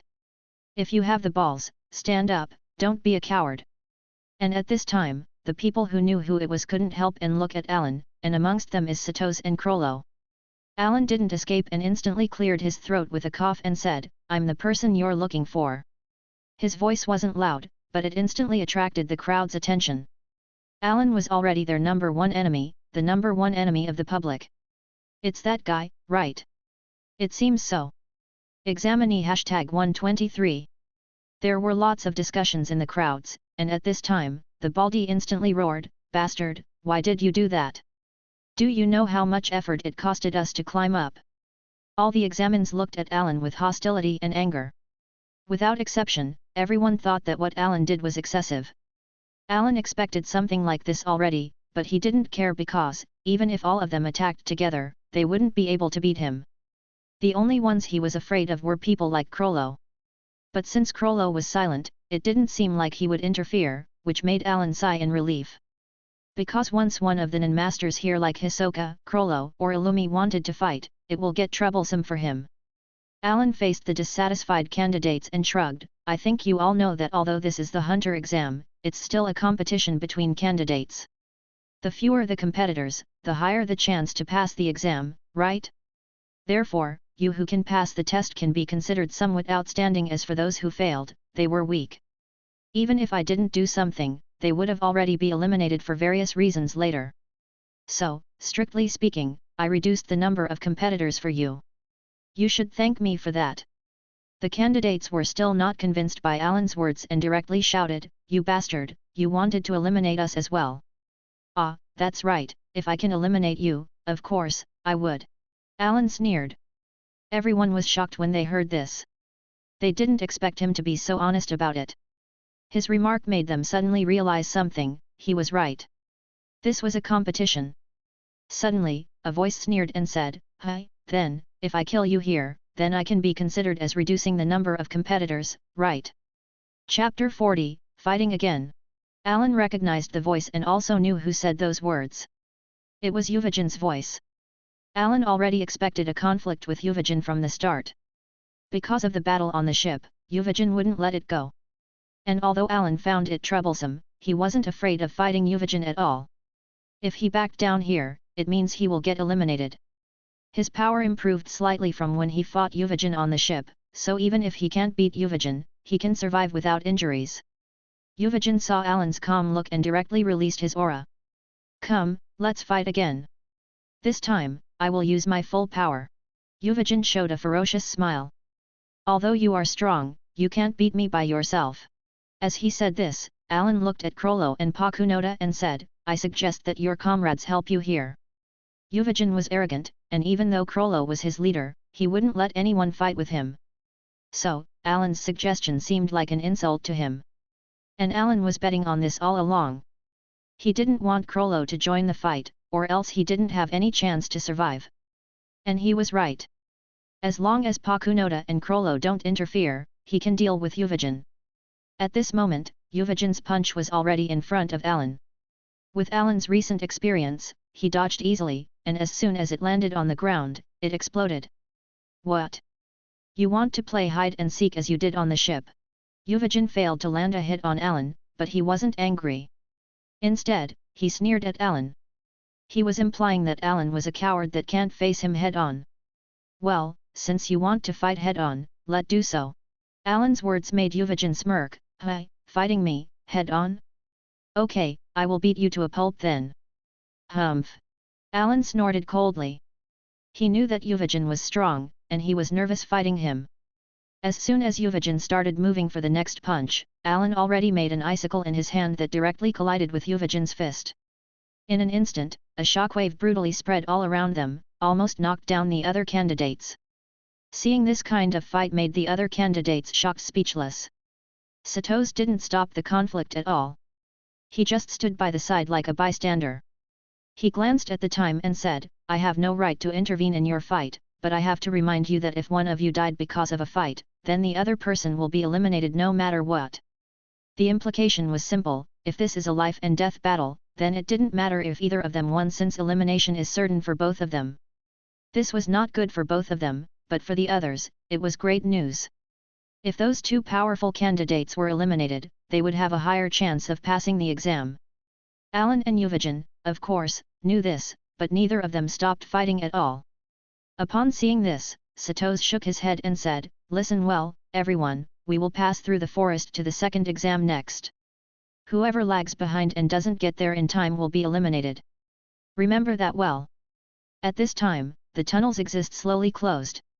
Dozens of candidates who were still climbing were desperate as they saw the light at the end of the tunnel disappeared.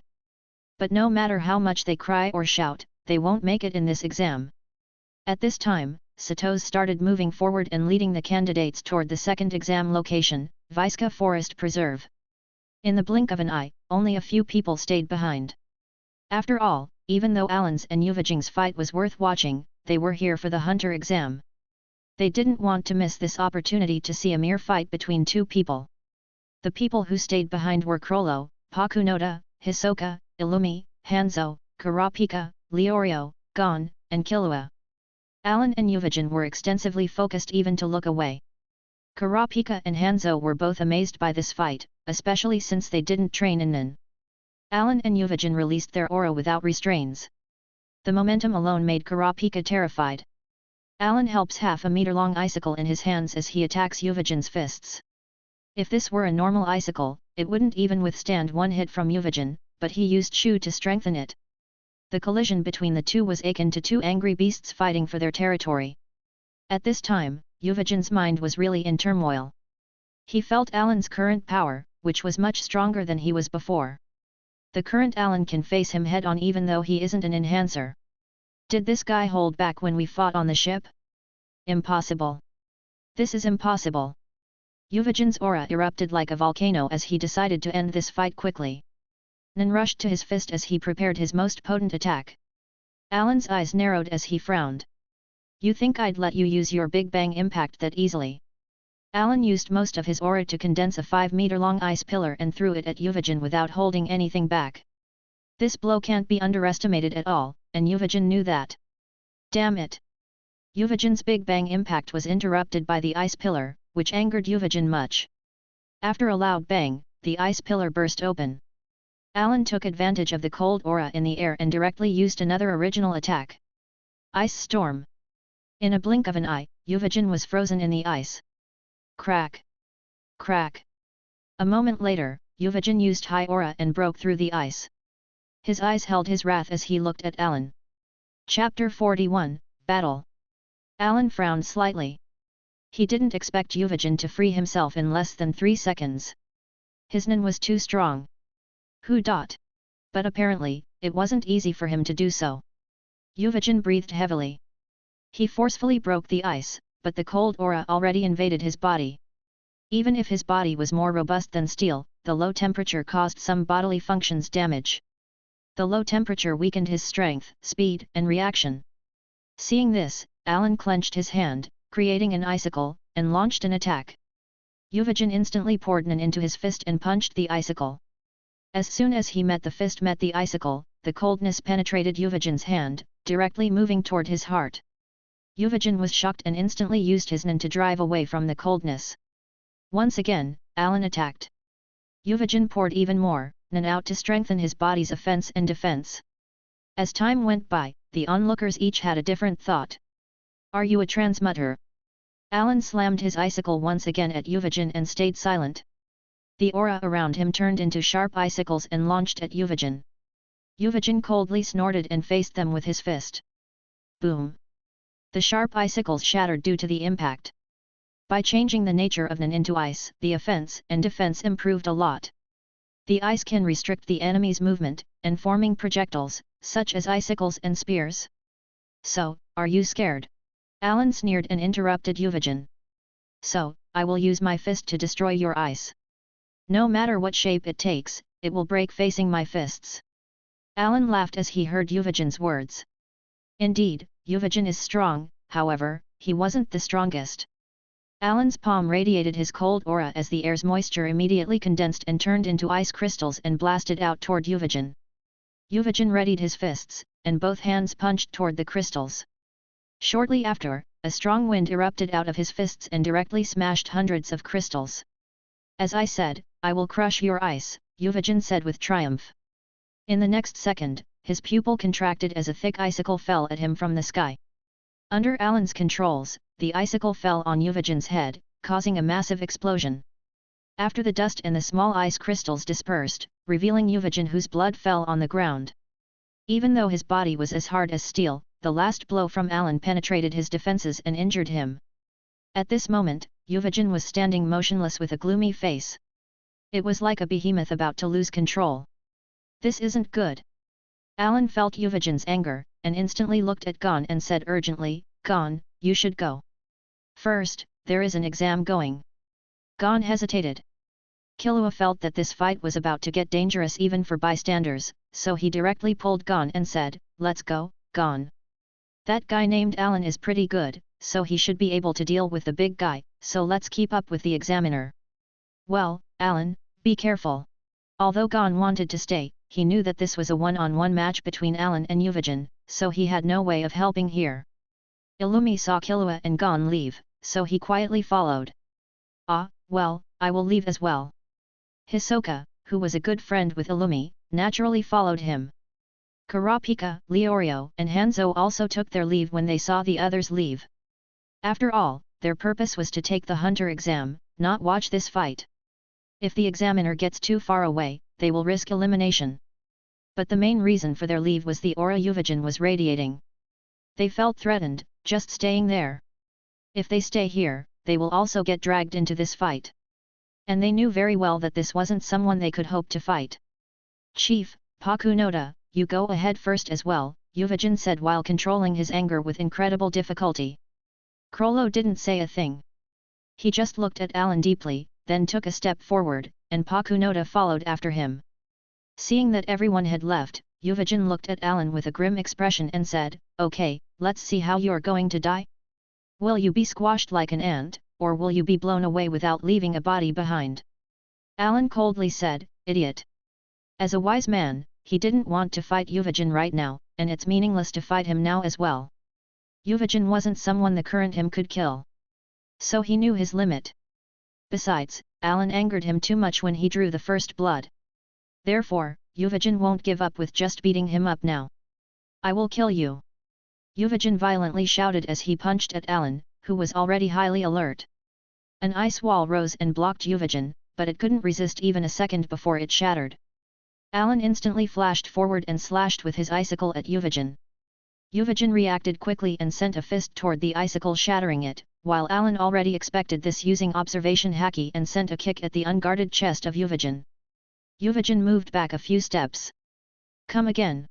Yuvajan rubbed his chest, which was aching, and shouted. A crimson-red aura enveloped him as he was ready to unleash everything he had. Idiot, I'm already one step ahead. Allan didn't want to fight anymore, so he directly used Moonwalk, stepped over Yuvajan's head, and went toward the forest. With his current speed, it won't be hard to catch the other candidates. Yuvajan gritted his teeth in anger, and although he was stronger than Allan, he couldn't do anything to the ladder when he was flying. Allan was escaping, and he could do nothing about it. He could only watch Allan bitterly as he left and give up. Chapter 42, Mist. Allan walked in the air and quickly distanced himself from Ryuudan. He quickly caught up with Gon and his group. Gon and Killua were in the front, while Illumi and Hisoka were silently following them 6 or 7 meters behind. Behind them were Hanzo, Kurapika, and Leorio. Crollo and Pakunoda were at the end, and since Sato's and the other examiner were the first to move, they were some distance ahead of the rest. Allan didn't go down to meet Gon, but instead, he overtook him and directly went toward Sato's group. Even though he was moving high up in the air, the mist still followed. This fist was the most dangerous part of the forest, because it's full of traps. All the creatures of this forest use this mist to ambush people. Once you step in, you will be attacked. At this time, Sato's led the candidates into the thick fog, and instantly as he did, the systems gave him a choice. Ding! Please make a choice. 1. Take the opportunity to eliminate 50 candidates in the forest. Reward, Mysterious Treasure Chest X1. 2. Kill 50 forest creatures and eliminate 50 candidates. Reward, Shunpo, Flash Steps. Flash Steps from the world of Bleach? Allan's eyes lit up. Flash Steps is more advanced than Soru. Moreover, it was definitively better than relying on Nen to augment his speed. As for the first option's reward, Allan already had a mysterious treasure chest that he still didn't open yet. Therefore, it's natural that he chooses the second option. His current target, kill 50 creature from the forest and eliminate 50 candidates. Allan suddenly heard a scream coming from the fog. He easily discerned the source of the scream. They were the candidates who fell into the traps of the monsters in the forest. However, even when trapped, they could deal with it. After all, they weren't average candidates at this point. It wasn't easy for the creatures to eat them. Allan instantly used observation haki to increase his senses. Whether it's a monster or a candidate, no one can hide from him in 10 meters radius. Now, all he had to do was eliminating 50 candidates and killing 50 monsters. 1, 2, 3. Allan started finishing monsters quickly. He will eliminate anything that enters his perception. If it's a monster, he will kill it. If it was a candidate, he would knock them out. After all, no matter what, he couldn't kill candidates. After all, he wasn't someone who can kill innocent people. If it were a quest from the system, he wouldn't hesitate, but he wouldn't do it since there is no need to kill. For his goal, he wouldn't spare any effort. In just 10 minutes, he killed 20 monsters and eliminated 30 candidates, and the number was still growing. All of this was for the flash steps. He knocked out another 2 candidates. Suddenly, Allan felt the ground under him tremble, and in the next moment, a huge mouth emerged from the ground, trying to swallow him. It was the frog in waiting. Because it was too big and slow, this monster hides underground, waiting for anything to pass above it and directly swallow it. But this time, it met Allan, who swung an icicle at it, killing it without mercy. Wow, help, can someone help me? Several meters away, a turtle was attacking an examinee. This turtle had a few flowers on its back. When it meets a prey, it will directly open its mouth, swallow it, and then digest it slowly. But in a flash, Allan flashed in front of the turtle, killing it in one swift attack. Thank you. You saved me. The candidate who was rescued thanked Allan. You don't need to. I'm not here to save you. Allan sneered and directly kicked the man, knocking him out on the spot. Fainting here is the same as being killed. The huge monsters here would love a prey like this one. But Allan didn't care, he had been merciful and only knocked him out, so if he lives or dies, it's his fate. The candidates who were moving at the front noticed something strange. He soon concluded that besides monsters, there are candidates attacking others under the cover of the mist. This is too much. This is just pure evil, they thought. They want to reduce the number of competitors, others thought. Although the Satos noticed this, he didn't care. After all, his task is to lead the candidates, not protecting them. Right now, the mist blocked their vision, and only those who reached the second exam's venue had a chance to be hunters. This is the harsh truth of the exam. After all, everyone participating in this exam should be ready to lay his life down from the start. Chapter 43, Killing Intent. In the mist, Screams and shouts for help continued to echo from time to time. 5 candidates at this time were banded together while looking vigilantly at the approaching Allan. In their eyes, Allan was a cold-blooded killer. Not only did he kill a large number of monsters, but also dozens of candidates as well. He was attacking anyone regardless if it was an enemy or not. And unfortunately for them, Allan spotted them. As long as I kill a few more, my quest will be completed. Allan sneered. He counted his victims, and he only needed 5 more candidates to get his reward. The 5 of them looked at Allan with puzzled looks and asked, "Wait. We didn't do anything to you. Why do you want to attack us?" "Attack?" Allan almost chuckled as if he heard a joke. "Then, I will give you a chance to attack me. Let's see what you can do." The 5 candidates gritted their teeth and made their mind to attack Allan. Even though they were some of the few people that passed the underground tunnel, they still couldn't face a monster like Allan. At this moment, an invisible force was radiating from Allan. What is this? Boom! The feeling came from the depth of their soul, a fear that made them tremble. The 5 candidates couldn't move at all. Their body was being suppressed, and their legs couldn't even take a step forward. And finally, their consciousness became hazy. "Oh? Not bad, you able to remain standing in front of my conqueror's haki. It seems like you're not just some random trash," Allan said with surprise. But the next sentence was said in a cold tone, "But, look at you, I'm standing here, can you kill me?"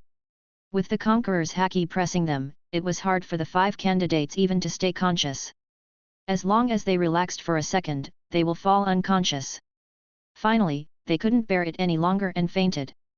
As soon as they fell, Allan heard a ding in his head. "Ding! You successfully killed 50 monster and eliminated 50 candidates. Reward, Flash Steps. So, this is the way to use Flash Steps of the Shinigami." The information about Flash Steps appeared in Allan's head as soon as he got the reward. Suddenly a smile bloomed on his face. This kind of technique was handy, it was better than Sora by a few times, at least. Not to mention, increasing speed using Nen wasn't as fast or as efficient as Flash Steps. It only relied on stamina and was much faster. In other words, even if he was using Zetsu, he can still use Flash Steps. Now, he could use Moonwalk, Conqueror's Haki, Observation Haki, and Flash Steps. Each one of those skills didn't need Nen at all. They were skills outside the scope of Nen. Therefore, Allan had a significant advantage compared to others. Even if he can't use Nen, his power won't be significantly affected as long as he possesses the ability. Then, I should head toward the next exam. Allan's figure flashed as if he disappeared. He moved along the forest with great speed using the newly acquired Flash Steps. As for Gon, Allan believed that he could pass through the forest without any problem. Allan guessed that after passing through this forest, Gon would be friends with Kurapika and Leorio. It's like when they were in the underground tunnel. Even without Gon and Killua deliberately befriending each other, they would still be attracted to each other. Similarly, Gon, Kurapika, and Leorio can become friends as quickly. Therefore, Allan wasn't worried at all. At this time, Hisoka, who was following Gon and the others, licked his lips as he looked at Illumi by his side with an evil smile. "What should I do? I want to kill that hedgehog-headed kid." The 3 with him also seemed delicious. "Ah, of course, you can do whatever you want," Illumi said indifferently. "Where can I find Killua? Can I kill him as well?" Hisoka's mouth twitched as he glanced at Illumi. Suddenly, terrible killing intent filled the place as a head looked at Hisoka blankly. "Then, I will kill you, Hisoka." "Ah, what a terrible killing intent. It doesn't seem like you're joking." Hisoka squinted, "I didn't think that you care about your brother so much." At this time, Killua, who was walking in the front, stopped suddenly as his face was filled with cold sweat. "What's wrong, Killua? Why did you stop?" Gon was a little confused as he asked. Killua didn't reply before he felt this terrible presence belonged to none other than his brother. Chapter 44, Brokan. Is brother participating in the hunter exam as well? Feeling the terrifying killing intent, Killua instantly turned his head and looked back. But due to the mist, he couldn't see who was behind him. He could only see 2 silhouettes standing beside each other. That magician playing with cards should be the one who was behind us, along with the guy full of needles on his face. Behind them should be the blonde boy and the uncle wearing sunglasses along with that baldy. The last one is the man with a cross tattoo in the center of his forehead with the woman. The killing intent was released by one of them. It's most likely the magician or the needle face. Killua's expression suddenly changed as he thought, could it be that strange needle face is my brother in disguise? That's possible. Brother is a disguise master. It's not a problem for him to pretend like someone else. The killing intent was just too similar to my brother, almost the exact same, and this kind of killing intent can't be mimicked, which means that the needle man is my brother Illumi. Damn it, why is that guy here? Does he want to monitor me like before? What a control freak. Breaking his train of thoughts, Killua directly looked at Gon and said, Gon, let's go. Yeah. Gon nodded and didn't ask what happened. He just glanced behind and muttered, I don't know how's Allan fight with Ryuudan going. I hope he can hurry and catch up to us. Hisoka seemed to notice Gon and Killua speeding up and said, Illumi, they are speeding up. It seems that your killing intent scared them. Ah, this isn't good. Illumi suddenly realized something and said, Killua probably noticed that my killing intent. Oh. Hisoka was a little surprised, is your brother so sensitive to your killing intent? I'm his big brother, after all, Illumi said with a hint of pride. I think there is more to it than that, Hisoka said with a smile. Illumi turned his head and looked at him, do you think that he is my son? Hisoka was speechless as he wondered how does Illumi's brain work. He just changed the topic, so, your brother Killua now knows that you're following him. Yeah. Illumi nodded, it's very likely that he already guessed that I'm here. Indeed. No matter how your appearance change, your presence can't be disguised. I didn't think someone of your caliber would make such a newbie's mistake. I think you should hide your killing intent. Illumi looked at Hisoka blankly and said, it's your fault for irritating me. Don't say that.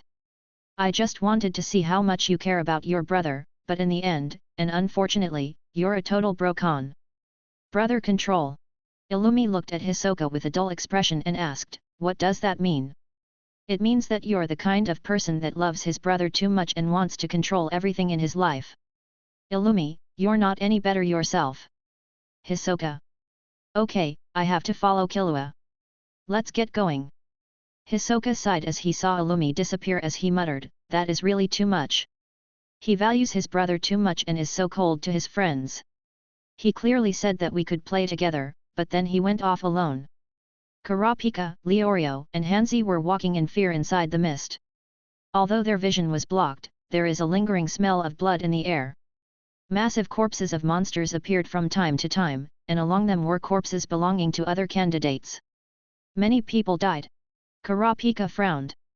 The cruelty of the hunter exam was beyond his expectation. The forest is only the way toward the second exam, and it was so dangerous. However, thanks to the team ahead, we didn't encounter any danger. Hanzo laughed. He is a professional ninja, so even the cruel scenes he saw didn't bother him much. Ah, what can be this hard? Leorio suddenly hit something. Looking up, all three of them saw an ice sculpture. This is, Kurapika frowned. That guy named Allan did this. He seems to have an ability to freeze people. Hanzo guessed. Leorio was surprised hearing this and exclaimed, what? He was fighting that big guy at the tunnel's exit. How did he get here? The battle here probably ended for a while now, which means he is ahead of us already. Hanzo analyzed. No, I didn't see him at all. Does he know how to fly? Leorio couldn't believe such a thing. Kurapika said in a low tone, let's go. We need to be careful. Maybe he is waiting in front of us, so the three of us must work together. We can't die here. We can die. Leorio almost shouted from fear. Get out of here if you're afraid, Leorio. Kurapika glanced at him and shook his head. Chapter 45, Dangerous Guys. Leorio felt that Kurapika was mocking him, so he instantly walked forward and puffed his chest out. Who said I'm scared? If that guy dares to attack me, I will beat him to a pulp. After trying to sound cool, Leorio took a dagger out of his pocket. Seeing this, Kurapika almost hit Leorio. Give up on that, Leorio, even adding Hanzo and me, we three can't even be his opponents. Not just Allan, in this exam, at least 4 candidates are way above our level. If these few want to attack the other candidates, we will be killed by them without any way to defend against them. This is what the hunter exam is like. Only the strong can pass. What we have to do is try to avoid them as much as possible. Leorio fell silent, but Hanzo spoke. Excuse me, Kurapika, don't compare me to the two of you. What? Kurapika was taken aback by Hanzo's words. Do you mean that you're better than the two of us? Of course. Hanzo nodded. I'm a ninja, don't underestimate me. I'm not at the same level as you two. Hearing Hanzo's words, Kurapika and Leorio weren't happy. Keep bragging, you baldy. Leorio mocked. I'm not bald. It's a skinhead. Hanzo corrected as he was concerned about this. Kurapika sized Hanzo up and down then said, don't think that you're the only one who received professional training. I'm trained as well, and from what I can see, you're not that scary. Therefore, you're not much stronger than me. Maybe you're slightly stronger, but you certainly can't compare to the others. In my opinion, there are at least 5 people stronger than you in this exam. Oh? Tell me then, who are they? Hanzo looked at Kurapika with interest because he already knew them himself. Leorio looked at Kurapika curiously and wanted to know who can make Kurapika this afraid. After thinking for a bit, Kurapika said, first of all, there is Allan and Ryuudan. You already saw their power when they fought. The guy named Allan is beyond common sense since he can use ice to attack and freeze others. As for the big guy, Ryuudan, he feels like a beast instead of a human, and his body seems stronger than iron. His most terrifying aspect is his explosive power, which most likely surpassed the limits of humans. Hanzo put a hand on his chin and said, You're right. Ordinary humans can't go beyond common sense. I think they can use Nen. Nen. Kurapika looked at Hanzo, puzzled as he didn't recognize the word. Hanzo was more informed than both Kurapika and Leorio, so he explained, I don't know the specifics of that power, but people can freely manipulate life energy in their bodies, and this energy is called Nen. Anyone can use it. I can learn it as well then. Kurapika thought for a while and made up his mind to learn Nen after the exam. Of course, Leorio was thinking of learning Nen after hearing this. Hanzo coughed and said, it seems that I have told you two something you didn't know about, shouldn't you thank me? Kurapika looked at him and said, I'm not sure about this Nen thing, but thanks anyway. But let's go back to the previous topic. It doesn't matter whether Allan and Ryuudan are Nen users. They are better than you. Hanzo shrugged and said, well, that's obvious seeing the way they fought. What about the remaining 3? The guy with the playing cards called Hisoka, the guy that has needles all over his face, and the guy that has a cross tattoo on his forehead. These 3 are very strong and dangerous. Hanzo nodded and glanced at Kurapika in admiration and said, your instincts are spot on.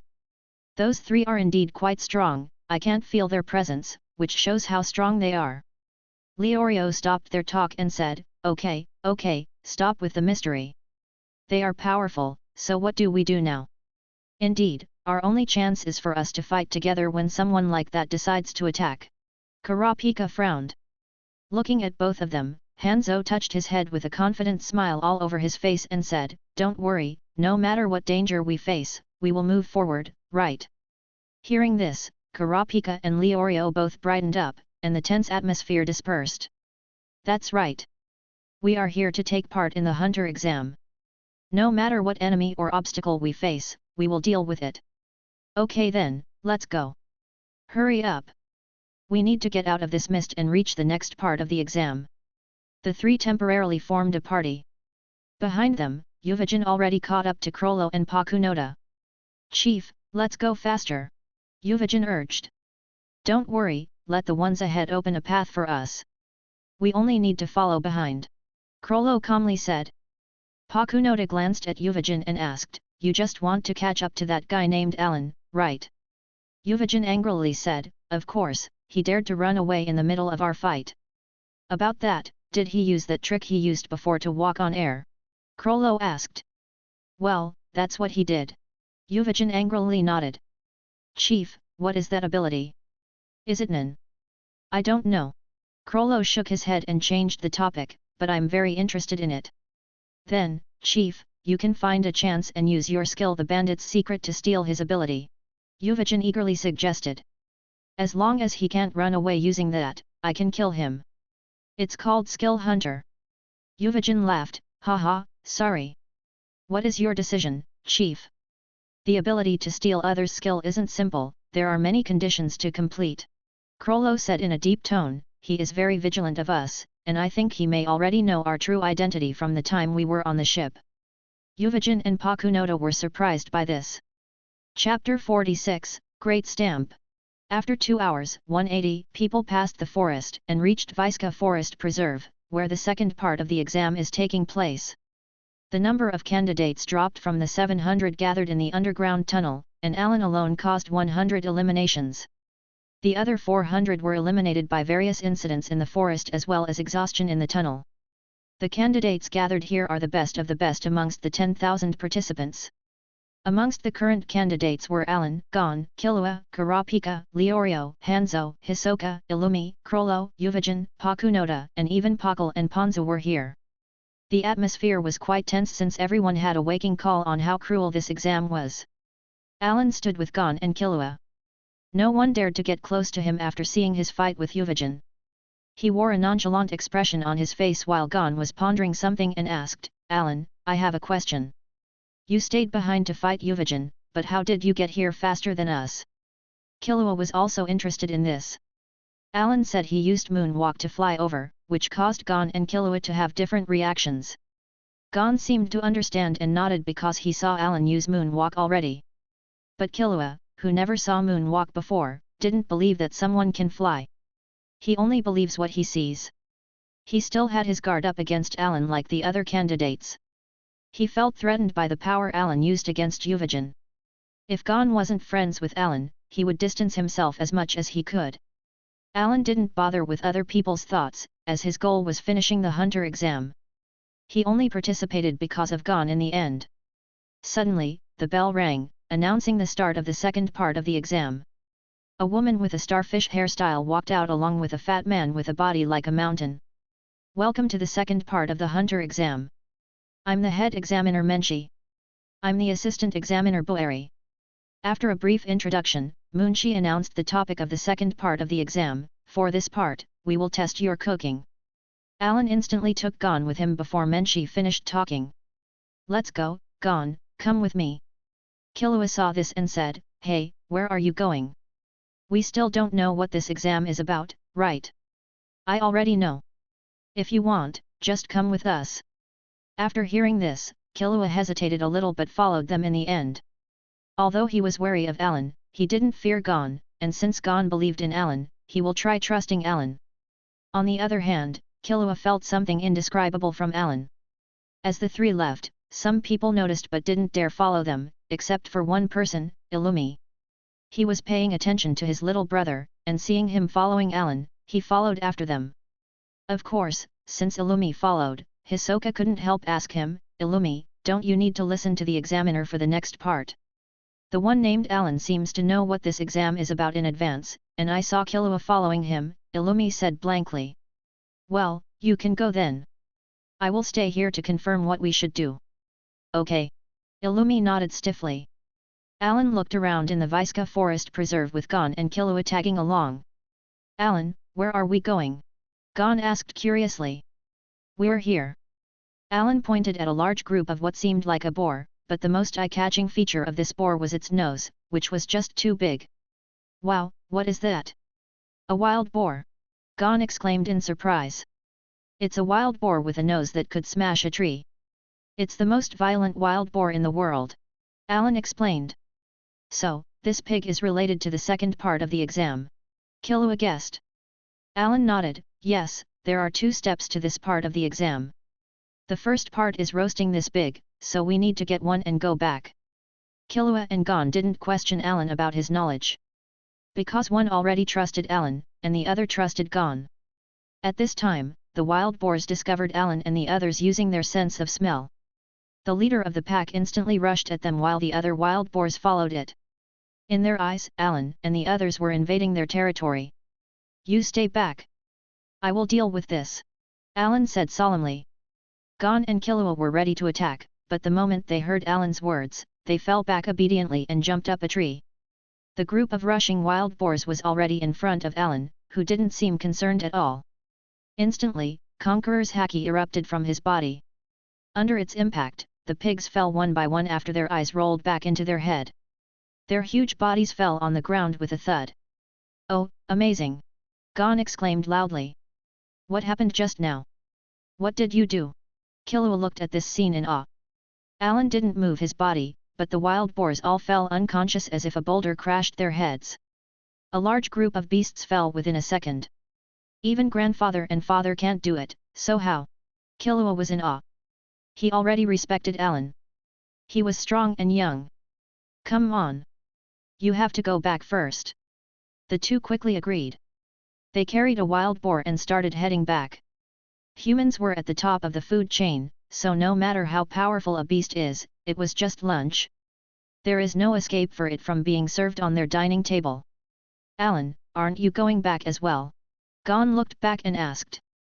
"You can go first. I have something to do." Allan waved his hand at them. "Oh, okay." Gon nodded without asking much. Killua did the same as well, and the two left. Allan looked behind him and said, "Come out." Not far away, a figure walked out slowly from behind a tree. Chapter 47, Illumi. The one who was hiding was Killua's big brother, Illumi. Observation haki came in handy. Since without it, there is no way for Allan to notice him. Illumi was surprised by the fact that Allan sensed him. After all, he was a renowned assassin. Hiding his presence was one of his best traits, and even a first-class non-user would be hard-pressed to notice him. But at this moment, he hid the fact that he was Killua's brother and introduced himself. "I'm the candidate with the tag number 301. I lost my way in the forest. Fortunately, I found you here." "No." Allan shook his head and smirked. "Illumi Zaldik, come on. I'm not that clueless." Illumi didn't react, his face was still holding his impassive expression. "I'm Gitarakar, a candidate with the number 301 tag." Illumi didn't say anything else. Allan was about to say something else, but the system interrupted him. Ding! Please choose. 1. Anger Illumi and make him attack you in any way. Reward, manipulation and disguise. 2. Anger Illumi and initiate an attack. Reward, first-rate assassination technique. Disguise and assassination? Disguise is handy. Impersonating people will prove helpful in the future for various activities. Assassination techniques are the specialties of the Zaldik. Killua often used their techniques in the show. But currently, Allan was more interested in Illumi's disguise. As a professional assassin, Illumi can judge his opponent's power and seize the best opportunity to take him out. Allan didn't dare think that he could kill or win against Illumi, but at least he can annoy him or anger him with just a few words.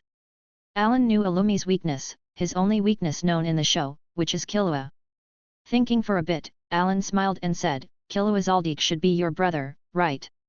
Illumi didn't react even a little bit. But he was still surprised.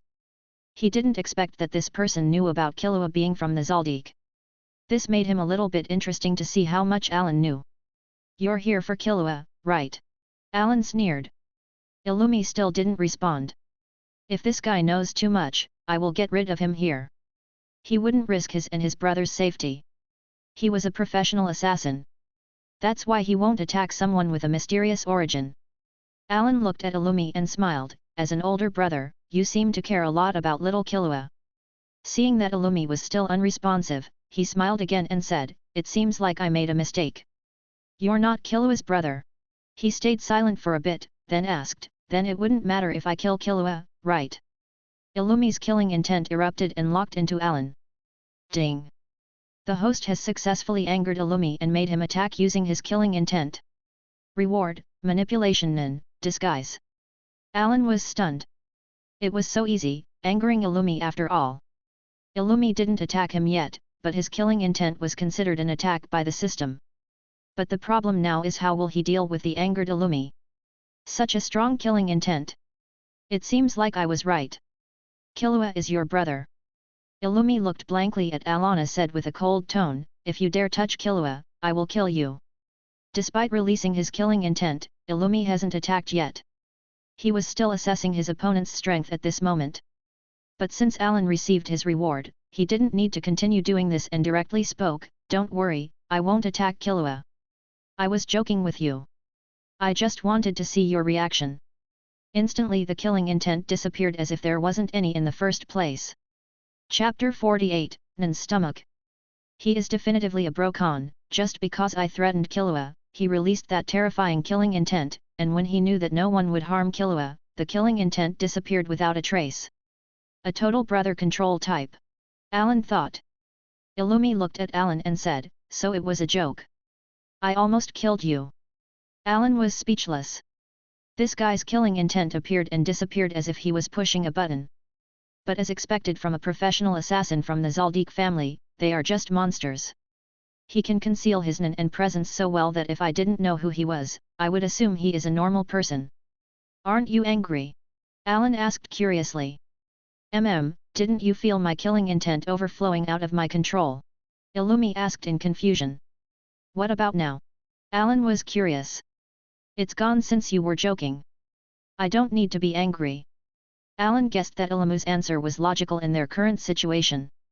After all, Illumi was confident that he can kill Allan now, but if someone had the power to threaten him, Illumi wouldn't let him go after making such a joke.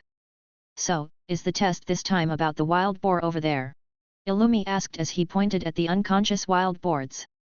Allan nodded, "Well, it's to roast the whole boar." "Is it okay if I take two?" Illumi asked. "Do whatever you want. I don't need that many anyway." After saying this, Allan walked toward the wild boar and picked it up to return to the venue. Illumi did the same, but he picked 2 wild boars. The extra one was for Hisoka. On the way back, Allan encountered many candidates entering the forest searching for the wild boar. All of them had the same thought, "We just learned about the wild boar, and here he is coming back with one. There is something fishy in this exam." Because only the examiner of the current part exam would know his test's content, no one, not even the other examiners, would know about this. Allan ignored them. After returning to the venue, he killed the wild boar and started roasting it. The most important thing to roast a pig was heat control. The seasoning was secondary because pork in itself was delicious. He will roast it till the outer part is crispy, but the inside stays tender. That would make it brittle and juicy at the same time.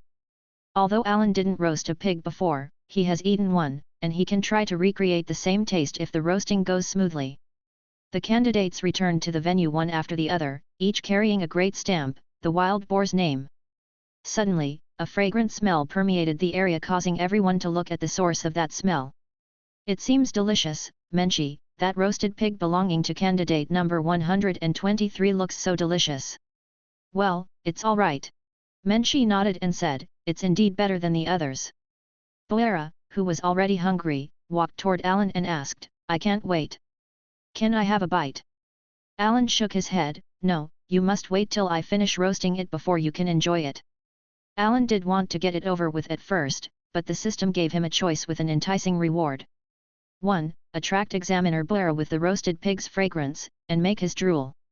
Reward, strength increase by 100 points. 2. Attract examiner Boera with the roasted pig's fragrance, and get praised by him. Reward, specialist's ability, Nan's Stomach. Nan's Stomach, the user can digest a ton of food and convert it into Nan. Note, 1 kilogram of food can be converted into 10 Nan points. Maximum capacity is 1 ton, the maximum conversion capacity is 10,000 Nan points. Without any doubt, Allan's choice was the second option. That's why he must make Boera wait. Allan needed Boera's praise when he eats the roasted pig to finish that quest. At this time, Gon and Killua already finished their roasted pig. They were the first of the bunch to finish roasting and gave their pigs to Boera. The condition for a pass is simple, as long as the examiner is satisfied, you can pass. After eating 2 whole pigs, Boera put a hand on his stomach and said, "Although these roasted pigs were mediocre, they tasted delicious because I'm hungry, so both of you pass." "Yes, great." Gon and Killua high-fived, but Menchi interrupted their celebration, "Don't be too happy, you just passed Boera's test, you didn't pass mine yet. Let me say this. I'm very strict, don't get your hopes high yet." Gon and Killua felt that this examiner was scary. "It's okay, we have Allan with us." Gon patted Killua and said. Killua nodded, "Well, maybe he already guessed what examiner Menchie's test is going to be. At this time, many candidates already offered their roasted pigs to Boera, who ate them all without stopping. His stomach was like a black hole, which surprised many examiners. After eating more than 20 boars, he still looked fine. What's wrong with that guy's stomach? What is it made of? Leorio brought his pig up, and Boera ate it in less than 30 seconds. Kurapika felt the same way. After this, all of Hisoka, Illumi, Crollo, Uvijin, and Pakunoda passed Boera's test one after the other. After eating 50 pig in a row, Boera came to Allan again and asked, "Well, is it done yet? I really want to taste it." Allan said lightly, "Almost done." "Then can I try?" Boera said with a gleam in his eyes. Allan nodded, "Well, yes, but remember to give me a good review." Of course." Boera instantly picked up Allan's wild boar and took a bite. It was tender and crispy, and the gravy was overflowing. He almost had a foodgasm. "This is delicious, so delicious. It's 10 times better than everyone else's." Boera's mouth spouted praise one after the other, which made Allan's mouth raise with a smile. Now, the quest is done after such praise. Sure enough, the system's voice echoed in Allan's head. Ding! You successfully completed the quest. Reward, Specialist's ability, Nan's stomach. In an instant, all the information about Nan's stomach appeared in Allan's head, which made him smile in satisfaction. This ability was quite good. Even if he didn't need the 10,000 Nan points, he can store them in his stomach and use them when needed. It's like a Nan battery. Of course, it has a limit of 10,000, even if he wanted to store them. Chapter 49, Sushi. The second part of the exam was divided into 2 parts. The first is roasting the wild boar that Assistant Examiner Boera supervised. And 133 candidates passed this test, with a rating close to 70%. The second test belonged to Menchie, which is also the final test in the second part of the exam. The objective she gave was to make sushi. "Killua, did you ever eat sushi before?" Gon asked. Killua shook his head and said, "No, what about you?" Gon shook his head as well. Suddenly both of them turned their head and looked at Allan. "Allan, did you even eat sushi before?" Allan nodded. As a transmigrator, of course, he ate sushi before. Gon and Killua were overjoyed and said at the same time, "Wow, we're saved." Listen well. Sushi is cold cooked rice dressed with vinegar that is shaped into pieces and topped with raw or cooked fish, or formed into a roll with fish, egg, or vegetables and often wrapped in seaweed. Gon and Killua looked at each other in confusion as they weren't proficient in cooking at all. Seeing this, Allan said, "If you don't understand, then follow my instruction. I will teach you how to do it." After this, Allan took Gon and Killua out of the venue. Aside from Allan, only another 2 knew what sushi is from the 133 candidates. Those 2 were quite confident and smiled after hearing the topic of this test. However, the vast majority of the candidates were confused. They never heard about sushi before. Even the well-informed Hisoka and Illumi weren't an exception. Illumi looked dully at Hisoka and asked, "What is sushi?" Hisoka looked the same, "You're asking me, but who am I going to ask? You don't know either. Never ate it before." At this time, Illumi noticed his little brother Killua following Gon and Allan out of the venue and said, "It seems that guy named Allan knows about sushi." He took Killua and that other kid named Gon with him to prepare the ingredients. Hisoka narrowed his eyes and said, "In that case, let's follow them." The 2 directly followed behind and kept a certain distance from Allan.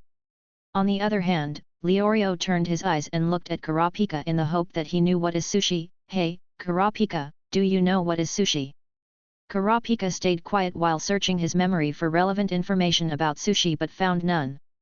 Hanzo's mouth formed a sly smile as he prepared to leave the venue to prepare the ingredient to make sushi secretly. Kurapika and Leorio were aware of this, and both looked at Hanzo at the same time. "Hanzo, let's be honest. You know what sushi is, right?" Leorio's voice was loud enough to attract most candidates' attention. "Leorio, you idiot!" Hanzo saw the gazes of everyone looking at him and decisively shook his head in denial. Kurapika on the side saw this and whispered, "Hanzo, did you forget that we're cooperating now? If you know about it, then please tell us." Hanzo thought for a while, then snorted, "Okay, I will only tell you 2, come closer." As Hanzo was telling Leorio and Kurapika about sushi, Crollo, along with Pakunoda and Yuvajin passed by them, moving toward the forest. "Chief, do you know what is sushi?" Yuvajin asked carelessly. Crollo nodded, "Well, I ate it a few times before. Let's prepare the ingredients. The main ingredient is fish." When people saw Allan, Hanzo, and Crollo leave the venue, the candidates could only follow them. Allan led Gon and Killua to a lake a few kilometers away and said, "You go into the water and catch us some seafood. Fishes, shrimps, anything like that." Gon and Killua took off their clothes and directly jumped into the water. Allan sat leisurely on the shore while tilting his legs down in the water. After a while, he felt two presences approaching from behind and said, "Don't hide, you two come out." With observation haki, nothing that gets close to him can hide. Hisoka and Illumis suppressed their aura and almost seemed non-existent at the moment, but observation haki can still detect them. The two of them came out from behind a tree, which didn't surprise Allan at all. Illumi was still confused. "You sensed me again." Hisoka's eyes narrowed as he commented, "You have a keen intuition." Allan glanced at them and said, "You two here to steal the secret about sushi, right?" "Yeah." Illumi nodded. Hisoka was speechless by Illumi's bluntness. Allan was the same. Illumi was just too straightforward. Chapter 50, Illumi's Plan. Hisoka looked at the lake and asked, "Gon and Killua are catching fishes, so fishes are one of the ingredients in making sushi, right?" Hisoka is really sharp. Allan thought then said, "Sorry, I have no obligation to answer your question." "That's true." Hisoka shrugged. "Then, what about me?" Illumi asked. "Why do you think you're different?" Allan was speechless for a bit, then replied, "The same for you. Does he think since he is Killua's brother, he will get special treatment?" Hisoka stayed silent for a bit before he said, "Let's be frank here. I hope you can tell us how to make sushi." Hisoka was clearly threatening Allan, but the latter didn't falter, "Why should it tell you? What benefit do I get out of this?" As he said that, Allan instantly released his Conqueror's haki. Even though the Conqueror's haki only works on weak ordinary people and Illumi and Hisoka didn't belong to that group of people, it can work as a deterrent as well. With his haki released, Allan's message was clear. 1. It's not easy to mess with me. 2. If you want to fight, I will accompany you at any time. 3. No one can take advantage of me. Hisoka and Illumi looked at each other as they felt the invisible pressure from Allan. They could tell that this was neither killing intent nor none. The atmosphere tensed for a while as the three of them stared at each other. After a minute, Hisoka said, "What do you want then?" Illumi offered his service, "I can help you kill someone for free." Hisoka squinted with a smile, "Me too." "Hey, hold up. Are you two murderers? I don't need you to kill for me, okay?" Allan was speechless. "So, what do you need?" Hisoka asked. Allan thought for a while before he said, "I don't need anything special for now, but it doesn't mean that I will give you anything for free. As you know, there is nothing such as a free lunch in this world. I can't tell you the way to make sushi just out of the kindness of my heart." Hisoka nodded, expressing his understanding. Allan continued, "I will tell you one thing for free, though." Hisoka smiled and said, "I would like to hear it."